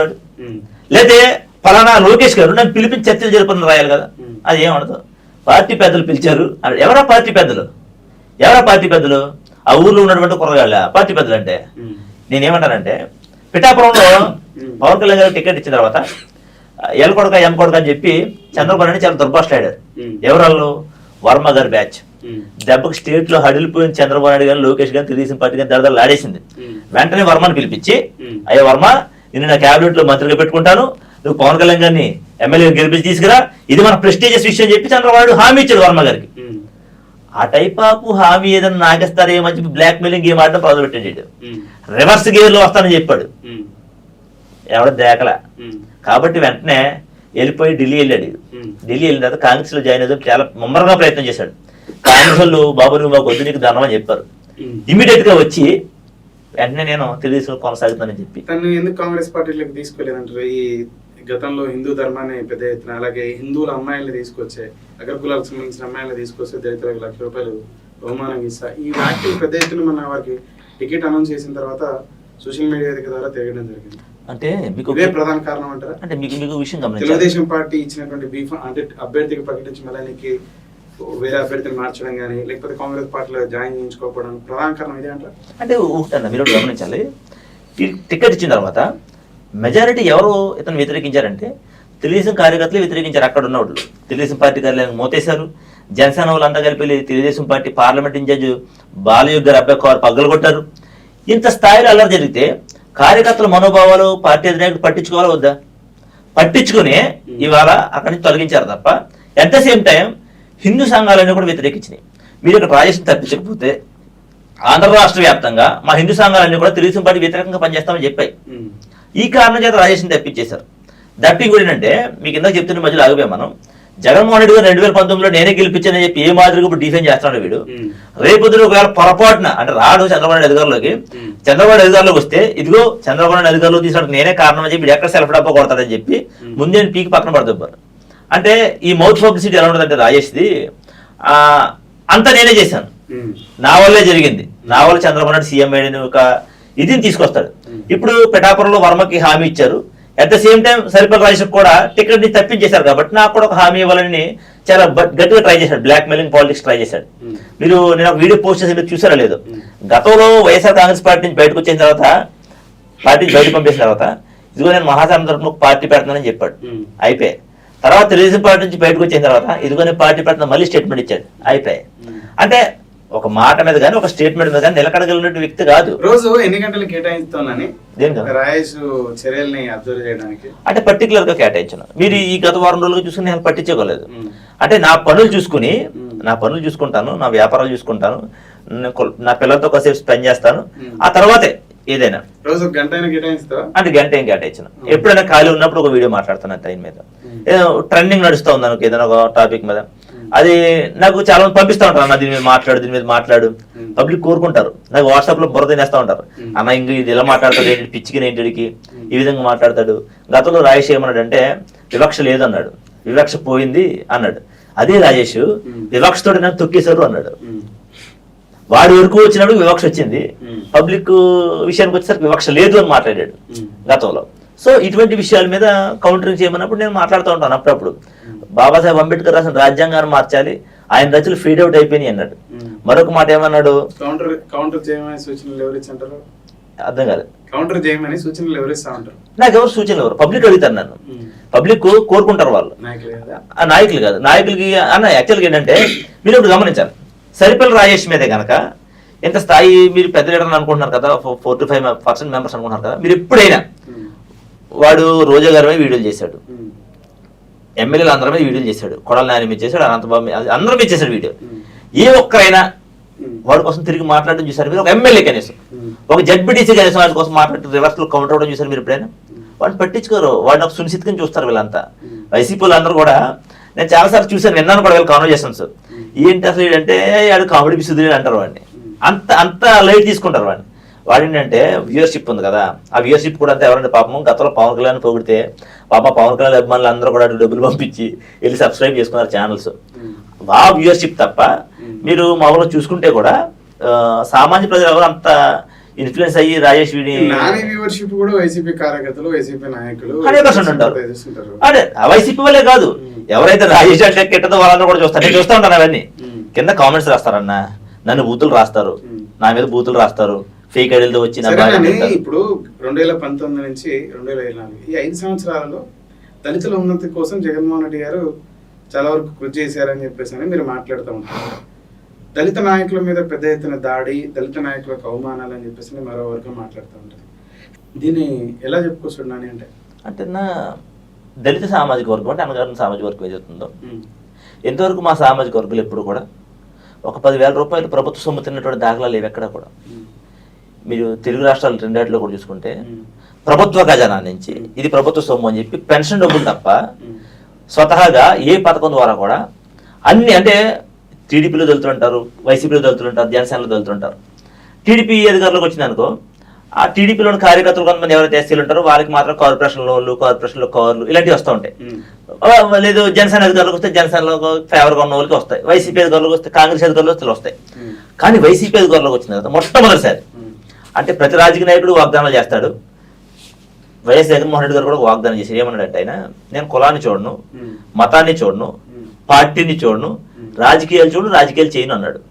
అట్ ద సేమ్ టైం అదే మాట మీద సంక్షేమం పేరుతో అసలు ప్రభుత్వ ఖజానా కాదు, డబ్బులు చూడనటువంటి పేద బడుగు బలహీన వర్గాలను గుర్తించి 2,75,000 కోట్ల రూపాయలు సంక్షేమాన్ని పేద ప్రజల అకౌంట్లో వేశాడు జగన్మోహన్ రెడ్డి గారు. మేము ఎప్పుడు డబ్బులు చూడలేదు ఆ అకౌంట్లో. ఎందుకంటే గడప గడప ఒక ప్రోగ్రాం పెట్టి ఒక సంక్షేమ షీట్ ఇచ్చారు, ఇంకో అమ్మ మీ అకౌంట్లో అయితే డబ్బులు పడ్డాయి. నేను కొన్ని చెక్ చేశాను, ఒక్కొక్కరి అకౌంట్లో అయితే 8 లక్షలు పడ్డాయి, 7 లక్షలు పడ్డాయి ఇంటికి. అంటే రైతు భరోసా పేరుతో, చేయూత పేరుతో, రక్షా తోలుకునే వాళ్ళు దాని పేరుతో. ఆ కుటుంబంలో ఉన్నటువంటి వ్యక్తుల సంఖ్య ఎంత అంటే 5 లక్షలు పడ్డాయన్నావు కదా, 5 సంవత్సరాల్లో. 5 సంవత్సరాల్లో ఎంతమంది ఉన్నారు అంటే ఎంతమంది నేను కౌంట్ చేయలేదు, కానీ అంటే ఆ బుక్ మీద చూసాను, నేను ఆ సంక్షేమం ఉన్న బుక్ మీద నేను చూసాను. అక్కడ చూసిండాలి నేను ఆ ఫ్యామిలీ 2 పేరా 4 పేరా లేకపోతే 6 పేరా 6 కుటుంబ సభ్యుల సంఖ్య అంటే 3 కుటుంబాలు ఉన్నాయి, 2 కుటుంబాలు ఉన్నాయి, ఒకటే కుటుంబం ఉందా?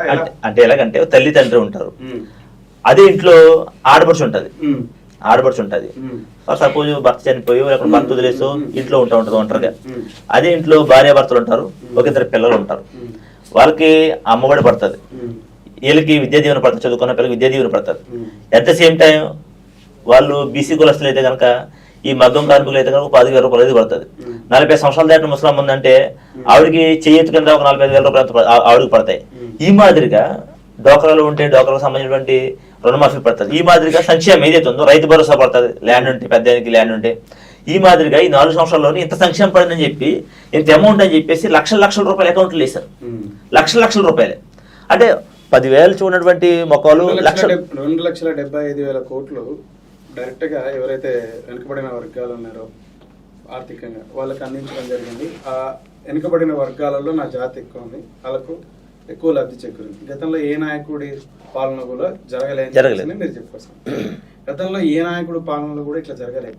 మనిషిని చంపి తలని డోర్కు పంపించిన ఒక దళితుడిది, మళ్ళా ఆ వ్యక్తికి పెద్ద ఎత్తున సన్మానాలు చేయడం అధికార పార్టీ నాయకులు.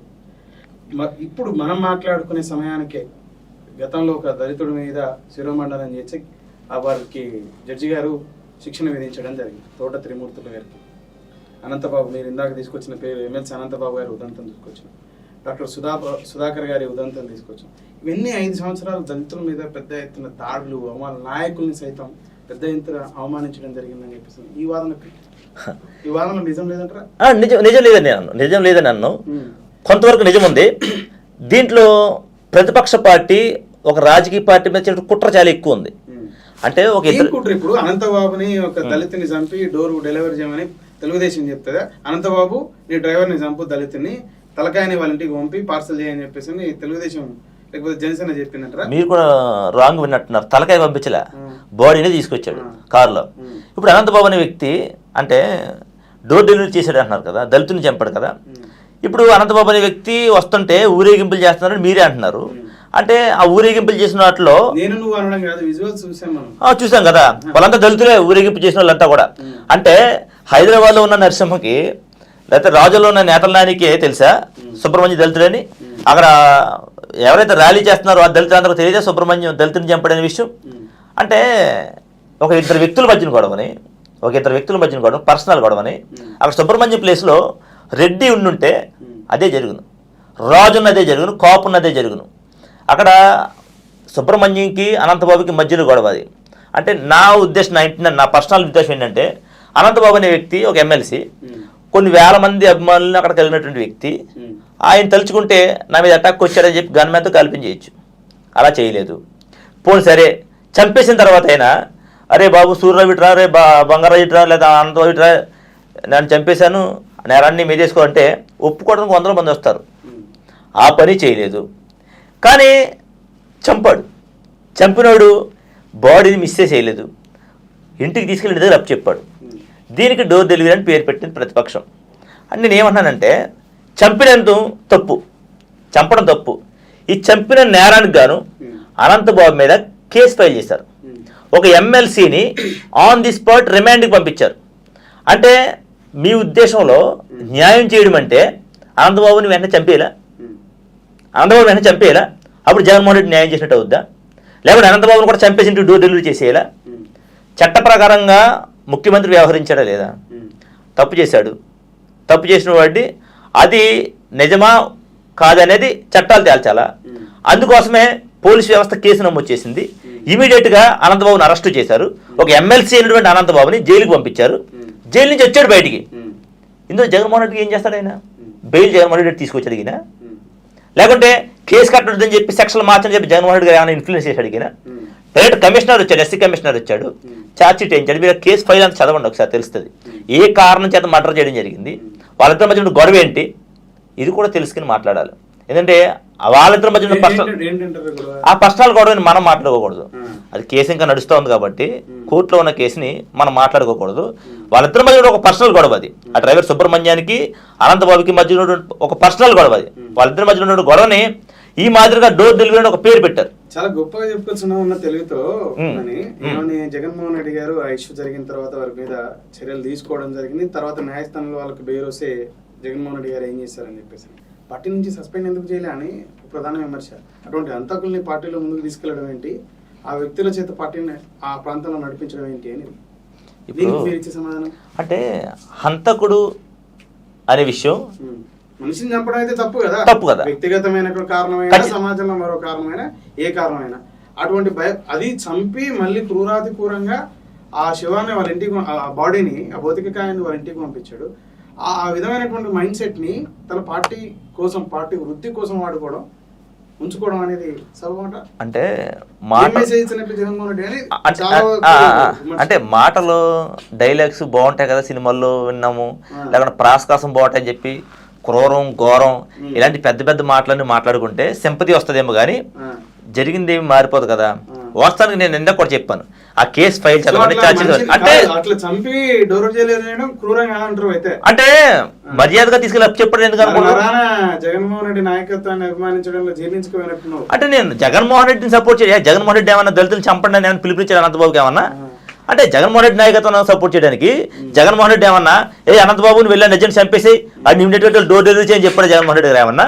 లేదంటే ఆ పేపర్ పెట్టి మీద ఎవడ ముద్ర హేడంట ఆ 7 మంది మీద కేసులు కట్టించి ఆ దళిత లోపలేసి అని చెప్పి జగన్మోహన్ రెడ్డి గారు ఏమని చెప్పాడు ఆయన? జగన్మోహన్ రెడ్డి గారికి పని ఏంటండి నాకు అర్థం కాదు ఇందులో. జగన్మోహన్ రెడ్డి గారి పార్టీలో అనంతబాబు ఉంటాడు, నేతల నాని ఉంటాడు, నరసింహ ఉంటాడు, ప్రసాద్ ఉంటాడు, ప్రకాష్ ఉంటాడు, ఎంతమంది ఉంటాడు. ఎవడెట్టి పోతే ఆయనకేంటి? ఆయన పార్టీ నడుస్తుంది, అందరు కార్యకర్తలు ఆయన కావాలా? తప్పు చేసిన ఎవడన్నాడు వాడు సస్పెండ్ చేయాలి మీరు ఇందాక అడిగారు. జగన్మోహన్ రెడ్డి గారు పార్టీ సస్పెండ్ చేసినట్టుగా హరిప్రసాద్ గారు ఆ రోజే ఒక నోటీస్ రిలీజ్ చేశారు. పార్టీ నుంచి మేము సస్పెండ్ చేస్తాం అనంతబాబు అని, పార్టీ సస్పెండ్ చేస్తాం అనంతబాబు ఒక స్టేట్మెంట్ రిలీజ్ చేశారు. At the same time arrest చేయించారు.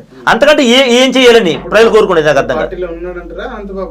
అనంతబాబు పార్టీలో లేడు. ఎందుకనంటే అంటే పార్టీ సభ్యత్వంలో లేడు అన్న. రాని అన్న ఇప్పుడు రాపా వరప్రసాద్ జనసేనలో ఉన్నాడు అన్న, జనసేనలో ఉన్నాడు, ఆయన వైసీపీలో తిరుగుతున్నాడు.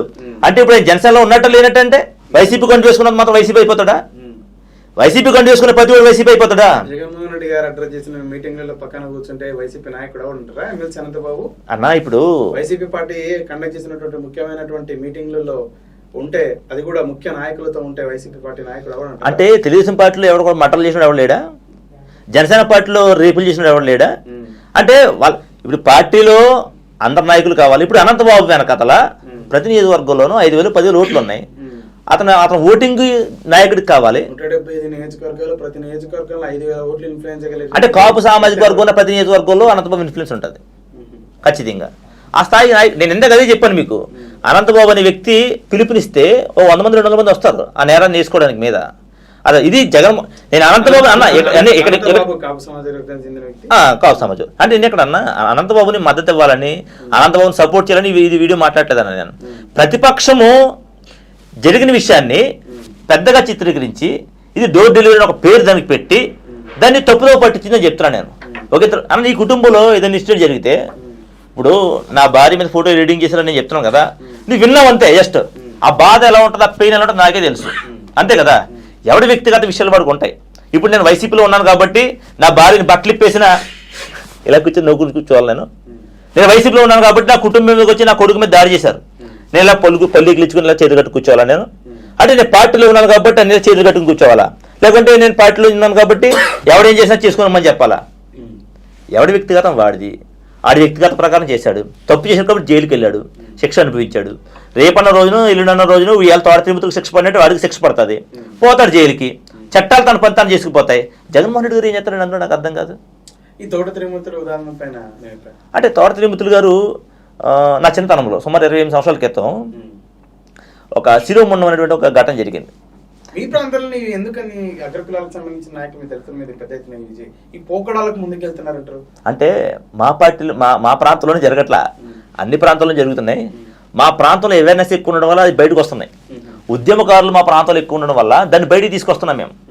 ఏదైతే ఇన్సిడెంట్ జరిగినా, చిన్న ఇన్సిడెంట్ జరిగినా దాన్ని పెద్దగా చేసి బయటికి తీసుకొస్తున్నాం. ఇవి గరగపర్రే ఉంది ఇక్కడ. గరగపర్రలో బాబాసాహెబ్ అంబేద్కర్ విగ్రహం పెట్టుకుంటామని అడిగినందుకు ఒక పేటని వెలేశారు. చంద్రబాబు నాయుడు హయాంలోనే వెలేశారు ఇంకొక పేటని. వాళ్ళకి తింటాకి తిండి లేదు, కొట్టుకుడికి వెళ్తే ఖర్చులు లేదు, రేషన్ ఇవ్వలేదు, వాటర్ ఇవ్వలేదు, కరెంట్ ఇవ్వలేదు, పనికి వెళ్తే పనికి రానవ్వలేదు. వెలేశారు ఒక పేటని. 40 రోజుల వరకు మాకు ఎవరికి తెలియదు. తెలిసిన రోజున వాళ్ళు 40 సంవత్సరాలు కాదు 4 సంవత్సరాలు తినడానికి సరిపడా రేషన్ ఇచ్చాం మేము వాళ్ళకి. కమ్యూనిటీ అంతా ఏకమయ్యి 4 సంవత్సరాలు తినడానికి సరిపడా రేషన్ ఇచ్చాం వాళ్ళకి. బియ్యం, పప్పులు, ఉప్పులు, నూనెలు, మంచులు అన్నీ ఎవ్రీథింగ్ ప్రొవైడ్ చేసాం.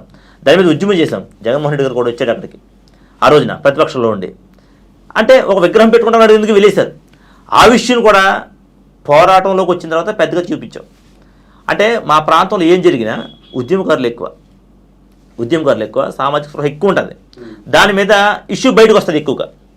అంటే కొంచెం చదువుకున్న వాళ్ళు కూడా ఉంటారు, చట్టాల మీద అవగాహన కలిగిన వాళ్ళు కూడా ఉంటారు. వాళ్ళు కోర్టులకు వెళ్ళడం, కేసులు వేయడం, దీని మీద విషయం బయటకు రావడం జరుగుతుంది. 28 సంవత్సరాల తర్వాత మీ దళితుల మీద చేసినటువంటి దాడికి ఈరోజు జడ్జిమెంట్ రావడం జరిగింది. జడ్జిమెంట్ వచ్చిన గంటల వ్యవధిలోనే మళ్ళీ వారు బెయిల్ మీద బయట ఉండడం జరుగుతుంది. శిక్ష కూడా మళ్ళీ అనుభవించకుండా దీన్ని ఎలా చూసు అంటే న్యాయస్థానం ఈ సమాజ పోకడాన్ని అంటే నేనేమంటానంటే ఇది పార్టీలు పక్కన పెడతా కాసేపు. ఇది ఎలా చూస్తానంటే న్యాయస్థానాలు పనిచేయనప్పుడు ఖచ్చితంగా గతంలో ఒక ఇన్సిడెంట్ జరిగింది, కారంచేడు అనే ఇన్సిడెంట్. మీకు ఐడియా ఉంది లేదు? చెంచురామయ్య మీకు అందరికీ ఐడియా ఉన్నాడు.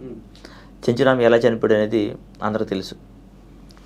అంటే చట్టాన్ని చేతిలోకి తీసుకునేటువంటి పరిస్థితులు ఎందుకు వస్తాయంటే ఇలా న్యాయాలు జరిగినప్పుడే వస్తాయి. తోట త్రిమూర్తులు గారు చేసిన తప్పు, ఆ తప్పుని చట్టాలు గుర్తించి ఆయన ఆ రోజు నుంచి కూడా అప్పుడు తెలుగుదేశం పార్టీలో ఉన్నాడు ఆయన. ఆ తర్వాత వైసీపీ అధికారులకు వచ్చి వైసీపీలోకి వచ్చాడు. రేపొద్దున జనసేన అధికారులు జనసేనకి వెళ్తాడు, బీజేపీకి వెళ్తాడు. ఆయన కేసును తప్పించుకోవడానికి ఏ పార్టీ అధికారులు పార్టీకి వెళ్తా ఉన్నాడు ఆయన. కాబట్టి దీన్ని బట్టి నేనేమంటానంటే తప్పు చేసినప్పుడు ఖచ్చితంగా శిక్ష పడే తీరాలి. ఈ విషయంలో కోర్టులు మరికొంత స్పీడ్గా ఉండాలి. స్పీడ్గా ఉంటే వెంటనే ఏదైనా ఇన్సిడెంట్ జరిగినప్పుడు వెంటనే కోర్టులు రెస్పాండ్ అయ్యి ఇలాంటి కేసులు, కొన్ని సెన్సిటివ్ కేసుల్ని వెంటనే ఏదైనా చేయగలిగితే, శిక్షలు పడే విధంగా చర్యలు తీసుకోగలిగితే మళ్ళీ ఇలాంటి పునరావృతం కాకుండా ఉంటాయి. చివరిగానే 5 సంవత్సరాల జగన్మోహన్ రెడ్డి పాలన పైన అంటే దళితులనే పక్కన పెడితే ఓవరాల్గా పాలన పైన అంటే అభిప్రాయం అంటే మంచి బాగుంది పరిపాలన. అంటే పేదలకి పెత్తందారులకి మధ్యన యుద్ధం అని చెప్పాలి. ఎందుకనంటే జగన్మోహన్ రెడ్డి గారి పరిపాలనలో ఎవరికి మేలు జరిగిందంటే పేదలకి మేలు జరిగింది. ఎవరు బాధపడతారంటే డబ్బులు ఉన్న వాళ్ళు బాధపడతారు ఖచ్చితంగా. ఎందుకంటే ఇవాళ పేదలందరికీ కడుపు నిండా అన్నం వస్తుంది. పేద పిల్లలు చదువుకోవడానికి మంచి మంచి స్కూల్స్, పేద పిల్లలకి మంచి మంచి ఎడ్యుకేషన్, ప్రతి విషయంలోనూ కూడా పేదలు బాగుండేలాగా పరిపాలన అందించాడు జగన్మోహన్ రెడ్డి గారు. పేదల ప్రభుత్వం అని అంటారు. 5 సంవత్సరాల ప్రభుత్వాన్ని పేదల ప్రభుత్వం అని చెప్తారు. మంచి విద్య అందిస్తున్నాడని చెప్పేసి అన్నారు. అవగాహన ఉందా ఈ 5 సంవత్సరాలలో ప్రభుత్వ బడులలో విద్యార్థుల సంఖ్య పెరిగిందా గణనీయంగా తగ్గిందా? అంటే ఓకే, అంటే పెరిగింది తగ్గింది పక్కన పెడితే మా కుటుంబాల్లో ముఖ్యంగా చాలామంది కూలి పనికి వెళ్ళేటోళ్ళు ఒక చిన్న చిన్న ఉద్యోగాలు చేసుకునే కుటుంబాలతో కూడా పోటీ పడుతూ ఉంటారు. అంటే కోటీశ్వరుడు కుటుంబంతో కోటీశ్వరుడు పోటీ పడడం కాదు, కూలి పనికి వెళ్ళేవాడు కుటుంబం చిన్న ఉద్యోగం చేసుకునేవాడు కుటుంబంతో పోటీ పడుతుంది. ఏమనంటే కూలి పనికి వెళ్ళేవాడు పిల్లలు కాన్వెంట్కి వెళ్ళేవాడు పిల్లల్ని చూసి బాధపడతాడు, నా పిల్లడు కూడా ఇంగ్లీష్ మీడియంలో చదవాలని. అలాంటి గొప్ప ఇది తీసుకొచ్చాడు స్కూల్లో. ఆయన నాడు నేడు పేరుతో నా చిన్నతనాన్ని చూశాను నేను స్కూల్స్లో. ఎక్కడొక టాయిలెట్స్ ఉండే కదన్న, 9th క్లాస్ 10th క్లాస్ పిల్లలు కూడా టాయిలెట్కి వెళ్ళడానికి చెట్ల పక్క గోడల పక్క వెళ్ళేవారు. ఇవాళ స్కూల్లోకి వెళ్ళండి అంటే మెజారిటీ పిల్లలు మా సామాజిక వర్గం పిల్లలు చదువుకున్నారు ప్రభుత్వ స్కూల్లో నేటికి. అంటే కొన్ని అభివృద్ధి చెందిన ఏరియాలో కాన్వెంట్లు చదువుకున్నారేమో, కానీ మా పిల్లలు చాలా కుటుంబాలు, మా పిల్లలు చాలామంది పేద బడుగు బలహీన వర్గాల పిల్లలు ప్రభుత్వ పాఠశాలలు చదువుకుంటున్నారు. వీళ్ళు ఇబ్బంది పడేటవాళ్ళు. ప్రభుత్వం వాళ్ళకి టాయిలెట్స్ కట్టించింది, వాళ్ళ పర్సనల్ థింగ్స్ కూడా చాలా ఏర్పాటు చేస్తుంది జగన్మోహన్ రెడ్డి గారు గవర్నమెంట్. ఆ విషయంలో విద్య విషయంలో కానీ ఆ ఇంగ్లీష్ మీడియం విషయంలో కానీ ఖచ్చితంగా మెచ్చుకుంది జగన్మోహన్ రెడ్డి గారు. Thank you. అంత చీకట్లు అక్కడ రాయి తగలడం ఏంటి? సీఎంకి సెక్యూరిటీ కల్పించలేకపోతున్నాడు డీజీపీ రాజేంద్రనాథ్ రెడ్డి అని చెప్పేసి. మరో అధికార పార్టీకి సంబంధించింది అయితే ప్రతిపక్ష పార్టీ దాడులు ఏ మేరకు తెగబడతా ఉన్నారో ముఖ్యమంత్రి మీద సైతం అని చెప్పేసి నేను ఎలా చూస్తున్నాను అంటే ఇది ఖచ్చితంగా చంద్రబాబు నాయుడే చేయించాడని నేను అంటాను. ఎందుకంత స్ట్రైట్గా వేస్తాడని చెప్పేసి మీరు కూడా అనుకోవచ్చు. అంటే ఈ దాడులు అనేటువంటి సంస్కృతిని ప్రారంభించింది చంద్రబాబు నాయుడే. గతంలో ఎన్టీ రామారావు గారి మీద చెప్పులతో దాడి చేయించినట్టు కూడా చంద్రబాబు నాయుడే. ఆ తర్వాత అలిపిరిలో దాడి చేసుకున్నా, తన మీద తను దాడి చేయించుకున్నా. ఆ తర్వాత చాలా ఇష్యూస్లో అంటే మొన్న 100% అది 100%. అప్పుడు నక్సలైట్లు దాడి చేయించారన్నారు. ఒక నిజంగా నక్సలైట్లు దాడి చేయించి ఇది తప్పు అని చెప్పేసి నక్సలైట్లకు వ్యతిరేకంగా రాజశేఖర్ గారు ధర్నా కూడా చేశాడు ఆయన. అంటే రీసెంట్గా కూడా తన మీద రాళ్లతో దాడి చేయించుకున్నాడు ఆయన. ఆ రాడ్ వెళ్ళి సెక్యూరిటీకి తగలడు. అది కూడా అంటే ఒక నిజంగా చంద్రబాబు నాయుడు మీద దాడి జరిగితే ఆ రోజు కూడా చంద్రబాబు నాయుడుకి తగులుతుంది, పక్కన సెక్యూరిటీ తగలదు, సెక్యూరిటీ బలైపడింతే. ఇది కేవలం ఈ దాడులు చేయించుకోవడం అనేది చంద్రబాబు నాయుడు తీసుకున్న విశ్వ సంస్కృతి, అది రాజకీయాల్లో ఈ దాడులు అనే సంస్కృతి. అందులో భాగంగానే ఖచ్చితంగా జగన్మోహన్ రెడ్డి అంటే ఒకటి ఇది రాడ్ ఇచ్చి కొట్టిన దాన్ని మీరు అంటున్నారు కదా, నేను దాన్ని యాక్సెప్ట్ చేయను. ఎందుకంటే ప్రాక్టికల్గా ఆలోచించుకుంటే ఒక ఈ సైజు రాడ్ ఇచ్చి కొడితే ఇంత డిస్టెన్స్లో మిమ్మల్ని కొట్టినా కూడా మీకు అంత గాయం అవ్వదు, అంత డిస్టెన్స్ చూసి కొట్టినా కూడా అంత గాయం అవ్వదు. కానీ దాన్ని ఎయిర్ గన్లోంచి లోడ్ చేసి కొడితే ఖచ్చితంగా ఆ గాయం అవుతుంది. సో జగన్మోహన్ రెడ్డి గారికి నేను ఎయిర్ గన్ తగిలిందంటారా? ఎయిర్ గన్ అన్న కూడా లేకుండా ఉండేది దెబ్బనే ఉండాలి. అది ఖచ్చితంగా ఇక్కడ కొడితే దెబ్బకి చచ్చిపోతారన్న ఎవరైనా. ఇక్కడ ఈ పాయింట్ బ్లాక్ లో 100% మర్డర్ అటెంప్ట్. అది జగన్మోహన్ రెడ్డి గారిని కేవలం చంపాలనే ఉద్దేశంతో మేము చంపేయగలం అని ఇంటిమేషన్ ఇచ్చారు వాళ్ళు. చంద్రబాబు నాయుడు జగన్మోహన్ రెడ్డిని మేము చంపేయగలం అని అల్టిమేటం ఇచ్చాడు. ఇది ఆంధ్రప్రదేశ్ రాష్ట్ర ప్రజలందరికీ తెలుసు. దానికి సంబంధించినటువంటి ఏ విధంగా బుద్ధి చెప్పాలో ఆ విధంగా బుద్ధి చెప్తారు. దీని మీద ఆల్రెడీ పోలీస్ ఇన్వెస్టిగేషన్ జరుగుతుంది. వాళ్ళు ఎవరో 2019 ఎన్నికల కంటే ముందుగా కోడికత్తితో చంపే ప్రయత్నం, ఇప్పుడు రాళ్లతో చంపే ప్రయత్నం, అంటే చిన్న చిన్న వెపన్లు ఉపయోగిస్తారా జగన్మోహన్ రెడ్డి గారిని చంపడానికి? అలా నేను మరలా ఒక ఓపెన్ ఛాలెంజ్ చేస్తాను. భారతదేశంలో ఎవడైనా సరే ఇంటర్వ్యూ చేస్తున్న మీరైనా సరే, లేకుంటే చంద్రబాబు నాయుడు అయినా, లేకుంటే తెలుగుదేశం కోసం ప్రాణం పెట్టేసి పసుపు సైనికులైనా ఎవరికైనా ఓపెన్ ఛాలెంజ్ చేస్తాను. అదే కోడికత్తిని తీసుకొస్తాను, అదే కోడికత్తిని అటెంప్ట్ చేస్తాను, రమ్మని చిన్న ఆయుధమే కదా. అదే రాయితో నేను కొడతాను, రమ్మని చంద్రబాబు నాయుడు చిన్న ఆయుధమే కదా, అది మారణాయుధం ఎందుకైతే రమ్మను. నేను ఓపెన్ ఛాలెంజ్ చేస్తున్నాను దీనిలో. అది మారణాయుధం కాదు అని మాట్లాడే ముందు అదే ఆయుధంతో వాళ్ళు కూడా పొడుచుకుని చూపించాలా. అక్కడ జగన్మోహన్ రెడ్డి గారి మీద అటెంప్ట్ జరిగింది. మీకు తెలియదు అనుకుంటా, కోడికత్తులకు పాదరసం వాడతారు. మా ఏరియాలో మాకు తెలుసు, కోడి పందాలు వేస్తారు కాబట్టి. పాదరసం తాగినట్టు కత్తి పొడుచుకుంటే ఖచ్చితంగా ఏరియా ఇన్ఫెక్షన్ అయిపోతుంది. లేదు జగన్మోహన్ రెడ్డి గారిని కోడికత్తుడే చంపాలని ఇంటెన్షన్ మీరు ఎలా అనుకుంటారు? కోడికత్తితో గాయం చేసి ఖచ్చితంగా హాస్పిటల్ తీసుకెళ్తే అక్కడ ఏదైనా ఇంజక్షన్ చేసి చంపేయచ్చేమో కదా. అందుకని ఆ రోజు జగన్మోహన్ రెడ్డి గారు కానీ ఆయన అనుచరులు కానీ తెలివిగా ఆలోచించి అక్కడ ఆంధ్రాలో ఉంచకుండా, అప్పుడు తెలుగుదేశం ప్రభుత్వం ఉంది కాబట్టి అక్కడ హాస్పిటల్లో జాయిన్ చేయకుండా హైదరాబాద్కి షిఫ్ట్ చేశారు జగన్మోహన్ రెడ్డి గారిని. కాబట్టి ఆయన బతికాడు ఆ రోజు జగన్మోహన్ రెడ్డి గారు. నిజంగానే ఆంధ్రాలో హాస్పిటల్లో జాయిన్ చేస్తుంటే ఆ రోజు చంపిస్తారు జగన్మోహన్ రెడ్డి గారిని. ఇది వాస్తవం. ఇది 2019 తర్వాత జగన్మోహన్ రెడ్డి గారి ప్రభుత్వం అంటే జగన్మోహన్ రెడ్డి గారి పార్టీ అధికారంలో ఉంది. ఈ సందర్భంలో కూడా అధికార పార్టీకి సంబంధించిన చాలా మంది నాయకులు వచ్చి హైదరాబాద్లోనే వైద్యం చేయించుకోవడం జరుగుతుంది. అంటే వారి ప్రభుత్వంలో ఒక నమ్మకం లేదా అట్లే ఉందంటారా? అంటే మీరు గమనించాలి ఇక్కడ కొన్ని వ్యాధులకి అంటే లైక్ ఇప్పుడు మీరు ఉన్నారు, మీకు ఒక డాక్టర్ మీద నమ్మకం ఉంటుంది, నాకు ఒక డాక్టర్ మీద నమ్మకం ఉంటుంది. నాకు నమ్మకమైన డాక్టర్ టాబ్లెట్ కాదు చొక్కా బత్తం ఇచ్చి నాని ఇది మింగు నీకు నడుముని తగ్గిపోద్ది అంటే నేను మింగిస్తే నడుముని తగ్గిపోద్ది. అది నా నమ్మకం, నా విశ్వాసం. అది ఎక్కడున్నటువంటి డాక్టర్ వాళ్ళకు అనుబంధంగా ఉండొచ్చు, వాళ్ళకి ఆ డాక్టర్ మీద నమ్మకం చొప్పున వచ్చి వైద్యం చేయించుకుంటారు తప్ప అక్కడ జగన్మోహన్ రెడ్డి గారి ప్రభుత్వం బాగోలేదనో లేకపోతే ప్రభుత్వ హాస్పిటల్స్ బాగోలేదనో కాదు. ఇవాళ పేద బడుగు బలహీన వర్గాలు అదే గవర్నమెంట్ హాస్పిటల్లో చాలా చక్కగా వైద్యం చేయించుకుంటున్నారు. అదే మాదిరిగా ఇంటింటికి వైద్యం వచ్చేస్తుంది. ఇవాళ నీకు ఇంటికాడ జ్వరం వస్తే ఓ పిఎంపీఓ ఆర్ఎంపీఓ వచ్చి ఇంజక్షన్ చేసేవాడికి 500-600 ఇవ్వాల్సిన పరిస్థితి ఏర్పడింది. ఇప్పుడు ఏఎన్ఎంలు, ఆశా వర్కర్లు ఇలాంటి వాళ్ళు చాలా మంది ఇంటికి వచ్చి వైద్యం చేస్తున్నారు, ఇంటికి వచ్చి టాబ్లెట్లు ఇస్తున్నారు. ఇవాళ ఆంధ్రప్రదేశ్ రాష్ట్రంలో వైద్యం విషయంలో జగన్మోహన్ రెడ్డి గారు ఏ లోటు చేయట్లేదు. అదే మాదిరిగా ఈ రోజు నిన్న మీరు జరిగినటువంటి ఘటన చూస్తే, రాయి ఘటన చూస్తే ఆయనకి దెబ్బ తగిలిన ఏ హాస్పిటల్కి వెళ్ళాడండి? ఆయన ఏ హాస్పిటల్కి వెళ్ళాడు? గవర్నమెంట్ హాస్పిటల్కి వెళ్ళి వైద్యం చేయించుకున్నాడు. ఆయన గవర్నమెంట్ హాస్పిటల్లో స్టిచెస్ వేయించుకున్నాడు. ఆయన నేను ఏం చెప్తున్నానంటే ఖచ్చితంగా జగన్మోహన్ రెడ్డి గారి మీద మర్డర్ అటెంప్ట్ జరిగింది. ఇది ఈ దాడుల యొక్క సంస్కృతిని ప్రోత్సహించే చంద్రబాబే ఈ దాడి చేయించారని చెప్పి నేను బలంగా నమ్ముతాను సార్. ఏదైతే అంబేద్కర్ విగ్రహాల ప్రతిష్ఠ ఉంటుందో ఈ ప్రతిష్టల మీద చాలా వరకు వివాదాలు ఉంటాయి. చాలా సంఘటనలు చూసావు, నువ్వు కూడా చూసావు. విజయవాడలో ఒక పెద్ద అంబేద్కర్ స్టాచ్యూ ఏర్పాటు చేయడం జరిగింది. హైదరాబాద్లో నెక్లెస్ రోడ్లో అంబేద్కర్ స్టాచ్యూ ఏర్పాటు చేయడం జరిగింది. ఈ స్టాచ్యూల ఏర్పాటుపైన మీ అభిప్రాయం ఏంటి? అంటే మీకు గ్రామాల్లో ఎలా ఉంటుందంటే, ఒక అంబేద్కర్ విగ్రహం అంటే 5 అడుగుల విగ్రహం పెట్టుకోవాలంటే చాలా పర్మిషన్లు తీసుకోవాలి, చాలా అబ్జెక్షన్లు వస్తాయి. అంటే మాకు ఒక చిన్న కమ్యూనిటీ హాల్ కట్టుకుంటే ఎటువంటి అబ్జెక్షన్లు వస్తాయంటే, ఫర్ సపోజ్ అంబేద్కర్ విగ్రహం ఇక్కడ పెట్టకూడదు అంటారు ఒక సామాజిక వర్గం వచ్చి. కొంతమంది వ్యతిరేకిస్తారు అంబేద్కర్ని, వాళ్ళు అవగాహన లేక వ్యతిరేకిస్తారు. అంటే అక్కడ ఆ సర్పంచులు కూడా వాళ్ళకి ఆ వ్యతిరేకతని యాక్సెప్ట్ చేస్తారు. మీకు ఉదాహరణ గరగపురం తీసుకోండి. 5 అడుగుల విగ్రహం పెట్టుకుంటామని అడిగితే చెరువు కొట్టిన ఒక పేటను వెలేశారు. చంద్రబాబు నాయుడు గారి ప్రభుత్వంలో RRR అంటే రఘురామకృష్ణరాజు గారి దర్శకత్వంలో ఒక పేటను వెలేశారు. అప్పుడున్నటువంటి సర్పంచ్ కూడా దానికి సపోర్ట్ చేశాడు. కేవలం 5 అడుగుల అంబేద్కర్ విగ్రహం పెట్టుకుంటామన్నందుకు 40 రోజులు వాళ్ళకి వాటర్ ఇవ్వలేదు, రేషన్ ఇవ్వలేదు, కరెంట్ ఇవ్వలేదు, ఏమి ఇవ్వలేదు, తిండి పెట్టకుండా వెలేశారు ఊరిని. ఒక పేటను వెలేశారు ఏకంగా. ఇలాంటి దుర్మార్గమైనటువంటి పరిస్థితులు చూసి అంబేద్కర్ విగ్రహం పెట్టుకుంటే. కానీ జగన్మోహన్ రెడ్డి గారు ఆ రోజు వెలేసినటువంటి పేటలో ఆయన వచ్చి, వాస్తవానికి ఏ రాజకీయ నాయకుడైనా ఈ పేటను వెలేశారు కదా, వాళ్ళ దగ్గర మనం కూర్చుంటే అవతల వర్గం వాళ్ళు మనకు ఓట్లేరేమో, అవతల వర్గం వాళ్ళు మనల్ని, అది బలమైన సామాజిక వర్గం, వాళ్ళు ఇన్ఫ్లుయెన్స్ చేసేటువంటి సామాజిక వర్గం, వాళ్ళు ఓట్లు వేయరేమో అని చెప్పి ఎక్కడ ఆలోచించలే. ఆ సామాజిక వర్గం పక్కన వెళ్ళి కూర్చున్నాడు, వాళ్ళతో పాటు కూర్చుని భోంచేశాడు, వాళ్ళకి మాట ఇచ్చాడు. ఖచ్చితంగా మీ అందరి ఆత్మగౌరవం నిలబెట్టేటువంటి ఒక బలమైన విగ్రహాన్ని నిర్మాణం చేస్తాను మన రాష్ట్రంలో అని చెప్పాడు.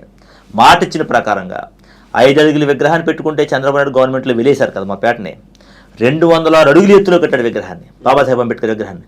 అది కూడా 5 సెంట్లు భూమి కూడా మమ్మల్ని ఇబ్బంది పెడుతున్నారు కదా. 2000 కోట్ల రూపాయలు విలువ చేసే 18 ఎకరాల భూమిని విజయవాడ నడిబొడ్లో ఇచ్చాడు మాకు. ఇవాళ తెలుగుదేశం పార్టీలో కొంతమంది కమ్మ సామాజిక వర్గానికి చెందిన వాళ్ళు అంటున్నారు, మేము గతంలో చెప్పుకునే వాళ్ళు కొండపైన అమ్మవారు కొండ కింద కమ్మవారని. ఏంటయ్యా ఇది అంటే, కొండపైన అమ్మవారు కొండ కింద అంబేద్కర్ అని చెప్పుకోవాల్సిన పరిస్థితి ఏర్పడింది. ఆ అంబేద్కర్ విగ్రహం యొక్క నీడ మా మీద పడుతుంది, మమ్మల్ని అన్యాయం చేశాడు జగన్మోహన్ రెడ్డి, ఇలాంటి జగన్మోహన్ రెడ్డి అధికారంలోకి రాకూడదని చెప్పి కమ్మ సామాజిక వర్గంలో కొంతమంది వ్యతిరేకం తెలియజేస్తున్నారు. ఇవాళ కమ్మలు ఇతర గొప్పలు అనుకుంటున్నారు, వాళ్ళు శూద్రులు అనే విషయం మర్చిపోతున్నారు. శూద్ర కులంలో పుట్టిన చంద్రబాబు నాయుడు ముఖ్యమంత్రి అవ్వాలని అవకాశాన్ని కలిగించింది కూడా బాబాసాహెబ్ అంబేద్కర్ రాజ్యాంగం ద్వారా. రెడ్డి కులంలో పుట్టిన జగన్మోహన్ రెడ్డి ముఖ్యమంత్రి అయ్యే అవకాశాన్ని కలిగించింది కూడా బాబాసాహెబ్ అంబేద్కర్ రాజ్యాంగం ద్వారా. వీళ్ళు శూద్రులు అనే విషయాన్ని మర్చిపోతున్నారు.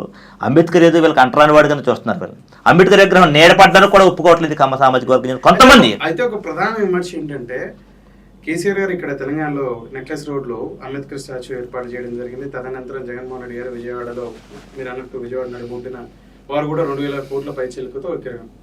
ఇది కాదు నిజంగా దళితుల ఉన్నతి కోసం చేయాల్సింది. అరే విదేశీ విద్య అంబేద్కర్ గారి పేరిట ఉంటే వారి పేరు తీసేయడం జరిగింది. దళితుల కోసం ఆ నిధులు కేటాయించి వాళ్ళని ఆర్థికంగా బలోపేతం చేయాలి. కానీ ఈ విగ్రహాల ప్రతిష్ట, అసలు ఈ విగ్రహ ప్రతిష్టల్ని ఆరాధనని వ్యతిరేకించిన వాడు అంబేద్కర్ అని చెప్పేసి విమర్శకు మీరు ఇచ్చే సమాధానం. నేను మీకు ఇందాక ఇప్పుడు చెప్పాను, అంబేద్కర్ అక్కడ విగ్రహాలు పెట్టుకుని కోరుకోలేదు నిజంగానే. ఇది మా ఆత్మగౌరవం. ఆశయాల్ని ఆలోచనని ముందుకు తీసుకెళ్ళమన్నాడు కదా, అది కూడా చెప్తున్నాను. అంబేద్కర్ విగ్రహం అనేది మా ఆత్మగౌరవం. ఆయన ప్రతిష్ఠించుకోవడం, ఆయన గౌరవించుకోవడం అనేది మా ఆత్మగౌరవం. అలాంటి మా ఆత్మగౌరవాన్ని దెబ్బతీసాడు చంద్రబాబు నాయుడు. అదే ఆత్మగౌరవం నిలబెట్టాడు మాకు జగన్మోహన్ రెడ్డి గారు చెప్తున్నాడు. మీరు ఎందాక అడిగారు విదేశీ విద్యకి అంబేద్కర్ పేరు తీసేశారని చెప్పేసి అడిగారు మీరు. విదేశీ విద్య అంటే విదేశాల్లో చదువుకున్న అందరూ కూడా దళితుల్లో ఉన్న వాళ్ళు చాలామంది చదువుకుంటారు. అయితే దానికి పేరు తీసారు తప్ప దాని నిధులు ఏమంటే లోడ్ చేయలేదు జగన్మోహన్ రెడ్డి గారు. పైపెచ్చు దాన్ని పెంచి ఆ ప్రోత్సాహకాన్ని ఇచ్చాడు. అయితే కనీసం విదేశాల్లో చదువుకోవాలంటే ఓ మోతరు స్థాయి డబ్బులున్న పిల్లలు అయి ఉండాలి, అది కొద్ది గొప్ప కొద్ది బలపరచడం అయి ఉండాలి. అంటే మీ నా దృష్టిలో ఏమన్నా వేల మీద లెక్కట్టచ్చు ఇలా విదేశాలు వెళ్ళి చదువుకునే వాళ్ళని. అలాంటి ఆ పథకానికి పేరు తీసిన బాధపడే కంటే లక్షల మంది కోట్ల మంది ఇవాళ నోటితో ఉచ్చరించేటువంటి ఒక జిల్లాకి మా జిల్లాకి అంబేద్కర్ పేరు పెట్టాడని ఒక గర్వంగా చెప్పుకున్నటువంటి సందర్భాన్ని నేను చాలామంది గుర్తు చేస్తాను. అంటే అక్కడ అంబేద్కర్ పేరుని విదేశీ విద్యకి తీసేసాడు కానీ మా జిల్లాకి పెట్టాడు ఖచ్చితంగా. అందులో మేము సంతోషంగా ఫీల్ అవుతాం. తూర్పుగోదావరి పశ్చిమ గోదావరి జిల్లాలలో క్రిస్టియన్ ఓటు చాలా వరకు జగన్మోహన్ రెడ్డి గారికి దూరమైంది. అలాగే జనసేన అలయన్స్ లో ఉండడం కారణం చేత కాపుల ఓట్లు కూడా జగన్మోహన్ రెడ్డి వ్యతిరేకంగా ఏర్పడిన అలయన్స్ వైపు వెళ్ళే అవకాశం ఉందని చెప్పేసి అనేటువంటి ఒక వాదన ఉంది. 2014 ఎన్నికల ఫలితాలు ఏ విధంగా ఉన్నాయో చూసాము. 2 జిల్లాలకు సంబంధించిన ఒకే ఒక్క సీటు, 2 జిల్లాలలో ఒకే ఒక్క సీటు వైసీపీ తీసుకోవడం జరిగింది. రేపు 24 ఎన్నికల్లో కూడా ఫలితాలు ఉండబోతున్నాయి. ఆ 2 జిల్లాలలో ఉమ్మడి తూర్పుగోదావరి అలాగే పశ్చిమ గోదావరి జిల్లాలలో ప్రతి గ్రామం మండలం నిత్యం తిరిగేటువంటి మీరు ఏం చెప్పుకొస్తారు? 2014 ఫలితాల కోసం మీరు మాట్లాడారు కదా. 2014లో ఫలితాలు ఇచ్చినటువంటి ప్రజలే ఆ 2019 ఎలక్షన్లో ఒక్క సీటు కూడా జనసేనకు 19లో వీళ్ళిద్దరు కూడా సపరేట్ గా పోటీ చేయడం వల్ల ఇప్పుడు మళ్ళీ కలిసి పోటీ చేయడం జరుగుతుంది. కాపు ఓటు పోలరైజ్ అవుతుంది. అలాగే క్రిస్టియన్లు కూడా నేను ఒక విషయం స్ట్రైట్ అడుగుతాను అన్న, ఎందుచేత కాపులు జనసేనకు ఓటు వేయాలని నాకు అర్థం కాగలుగుతాను. నేను ఇవాళ మెగా కుటుంబాన్ని తీసుకుందాం. ఒక చిరంజీవి గారు తప్ప ఎవడంటే కాపులు ఆడబడిసిన పెళ్లి చేసుకున్నప్పుడు చూపించండి. పవన్ కళ్యాణ్ చేసుకున్నాడా? నాగబాబు కొడుకు చేసుకున్నాడా? నాగబాబు కూతురు చేసుకుందా? లేకుంటే అల్లు అర్జున్ కొడుకు చేసుకున్నాడా? ఎవరు చేసుకున్నారు కాపు ఆడబెట్టిన వాళ్ళు పెళ్లిళ్ళు? కాపులు అంటే కాపులు ఆడబెట్టిన ఇంట్లో పెళ్లి చేసుకోవడానికి పనిచేయరా? వేరే కులాల్లో తెచ్చుకుని పెళ్లిళ్ళు చేసుకోవాలా? పెళ్లిళ్ళు చేసుకోవడానికి కూడా కాపు ఇంటి ఆడబెట్టలు పనిచేయరు. వీళ్ళు కాపులకి ఏం న్యాయం చేస్తారు? పోనీ ఈ ఇంతకాలంలో వీళ్ళు ఒక మెగా ఫ్యామిలీలో ఒక్కడినైనా కాపు సామాజిక వర్గం నుంచి ఒక హీరోని తయారు చేసే ప్రయత్నం చేశారా? వేరే కుటుంబంలో ఉన్న అల్లుళ్ళు, మేనల్లుళ్ళు, మనవాళ్ళు, తాతలు, ముత్తాతలు అందరు హీరోలు కాపు సామాజిక వర్గం నుంచి ఇంకో అందగాడే లేడా, ఇంకో నటుడే లేడా, ఒక యాక్టర్ చేసే ప్రయత్నం చేశారా? లేకపోతే ఒక ప్రొడ్యూసర్ చేసే ప్రయత్నం చేశారా? కాపులకి ఏమాత్రం ఉపయోగపడినటువంటి జనసేన పార్టీకి కానీ మెగా ఫ్యామిలీకి కానీ కాపులు ఎందుకు ఓట్లు వేయాలా? ఇవాళ జగన్మోహన్ రెడ్డి గారు కాపులకి భయంకరమైనటువంటి ఉపాధిని కలిగించాడు. చాలా అద్భుతమైనటువంటి సంక్షేమాన్ని అందించాడు. కాపు నేస్తం పేరుతో వేల కోట్ల రూపాయలు సంక్షేమాన్ని అందించాడు.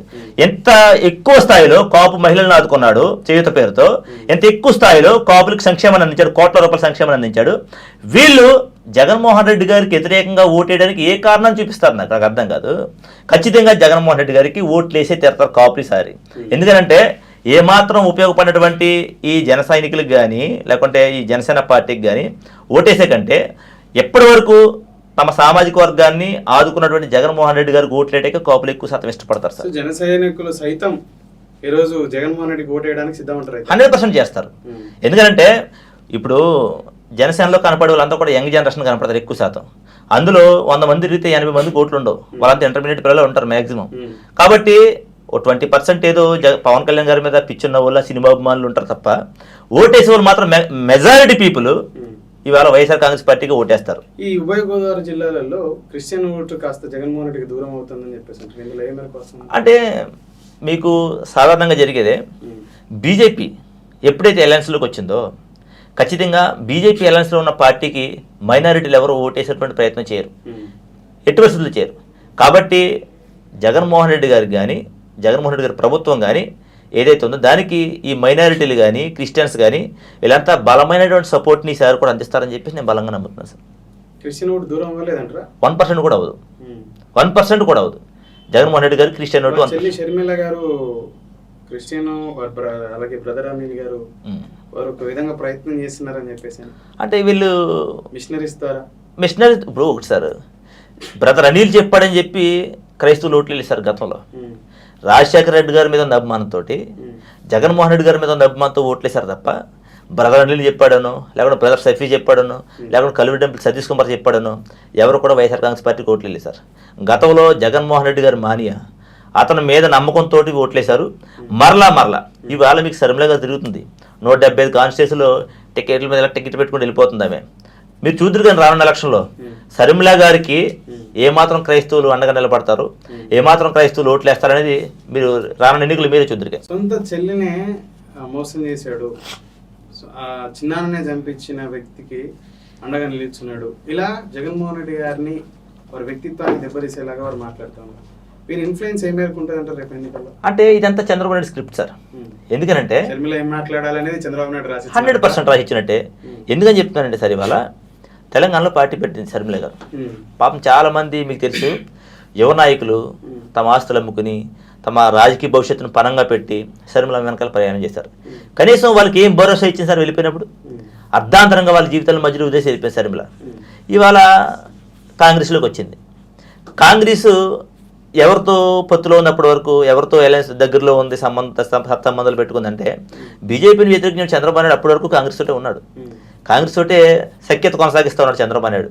అలాంటి సందర్భాల్లో జగన్మోహన్ రెడ్డి గారిని డ్యామేజ్ చేయాలని, కుటుంబం సహితం వదలకుండా కుటుంబ కలహాలు రేపే విధంగా షర్మిల గారిని రెచ్చగొట్టి ఆవిడ కొంత డబ్బు ఇచ్చి తీసుకొచ్చారు చంద్రబాబు నాయుడు. ఇది 100% జగన్మోహన్ రెడ్డి గారు షర్మిల గారిని కొట్టారని వాళ్ళు చెప్పుకొస్తున్నారు. చంద్రబాబు నాయుడు కొట్టమంటే కొట్టారా జగన్మోహన్ రెడ్డి గారు? అవునండి, మన ఇద్దరం ఇంటర్వ్యూ చేసుకుంటే ఈ కింద నుంచి వస్తాడు వీళ్ళు. మన ఇద్దరము ఇక్కడ ఇంటర్వ్యూ చేసుకుంటా ఉన్నాం కదా గదిలో, ఈ కుర్చీల కింద బల్లల కింద దాక్కుని చంద్రబాబు నాయుడు కొడుకు లోకేష్ కూర్చొని చూస్తారు వీళ్ళు. బుద్ధి ఉండాలి సార్. ఇప్పుడు జగన్మోహన్ రెడ్డి సరే షర్మిలాని కొట్టాడు, షర్మిలా చెప్పానండి నన్ను గోడ తీసుకొట్టాడు మా అన్న ఏమని చెప్తుంది? నన్ను గోడ తీసుకొట్టాడు మా అన్న చెప్పిందా? అది వీళ్ళు చెప్తా ఉన్నారు. లేకపోతే జగన్మోహన్ రెడ్డి చెప్పాడు నా చెల్లిని గోడ తీసుకొట్టానని. ఇద్దరు మధ్య జరిగినటువంటి కాన్వర్జేషన్, ఒక గదిలో జరిగిన కాన్వర్జేషన్ వీళ్ళు ఎలా వింటారు నాకు అర్థం కాదు. ఏ మాదిరిగా ఏ సోర్స్తో మాట్లాడతారు వీళ్ళు నాకు అర్థం కాదు. ఇప్పుడు చూపించాలి కదా ఈ విధంగా జరిగిందని, ఈ విధంగా జరిగిందని చూపించాలి కదా. అంటే ఒక కుటుంబంలో ఉన్నటువంటి విషయాన్ని కూడా ఈ మాదిరిగా రాజశేఖర రెడ్డి గారిని అభిమానించేటువంటి వ్యక్తుల ఓటు జగన్మోహన్ రెడ్డి గారికి ఉంటుంది, 100% అటువైపు ఉంటుంది. షర్మిల గారి ఇన్ఫ్లుయెన్స్ తో ఓటు ఏమైనా వారికి కాకోకుండా పోయే అవకాశం ఉందా? 1% కూడా పోదు సార్. రాజశేఖర రెడ్డి గారు అంటే ఒకటి మాత్రం చెప్తారు సార్, కొంత ఏ ప్రభుత్వం మీద కొంత వ్యతిరేకత ఉంటుంది సార్. ఖచ్చితంగా షర్మిల గారు రావడం వల్ల జగన్మోహన్ రెడ్డి గారికి ఉపయోగమే తప్ప నష్టం మాత్రం జరగదు సార్. 100% ఉపయోగం. ఎందుకంటే ఖచ్చితంగా జగన్మోహన్ రెడ్డి గారి వ్యతిరేకత ఏదైనా కొద్ది గొప్ప ఉంటే ఆ 1% ఓటింగో 2% ఓటింగో ఖచ్చితంగా పట్టుకుని షర్మిల గారికి వేస్తారు తప్ప ఏ ఒక్కడు కూడా కూటమికి బీజేపీ పార్టీ మద్దతు ఇచ్చిన పార్టీకి ఓటేసే ప్రయత్నం చేయడు సార్. ఎవరు కూడా చేయడు. దానివల్ల ఓ మేరకు వైఎస్ఆర్ కాంగ్రెస్ పార్టీకి జగన్మోహన్ రెడ్డి గారికి మేలు జరిగినట్టే కదా. రైట్, నేను చూద్దాం మీరు అన్నట్టు ఓటు చీల్తుందా లేకపోతే ప్రధాన ప్రతిపక్షమైనటువంటి కూటమికి వెళ్తుందా అని చెప్పేసి. జగన్మోహన్ రెడ్డి గారికి లబ్ధి చేకూరుతుందా నష్టం చేకూరుతుందా మరో నెల ఉంటే తేట తెల్లం అయిపోతుంది. Right, fine, thank you sir.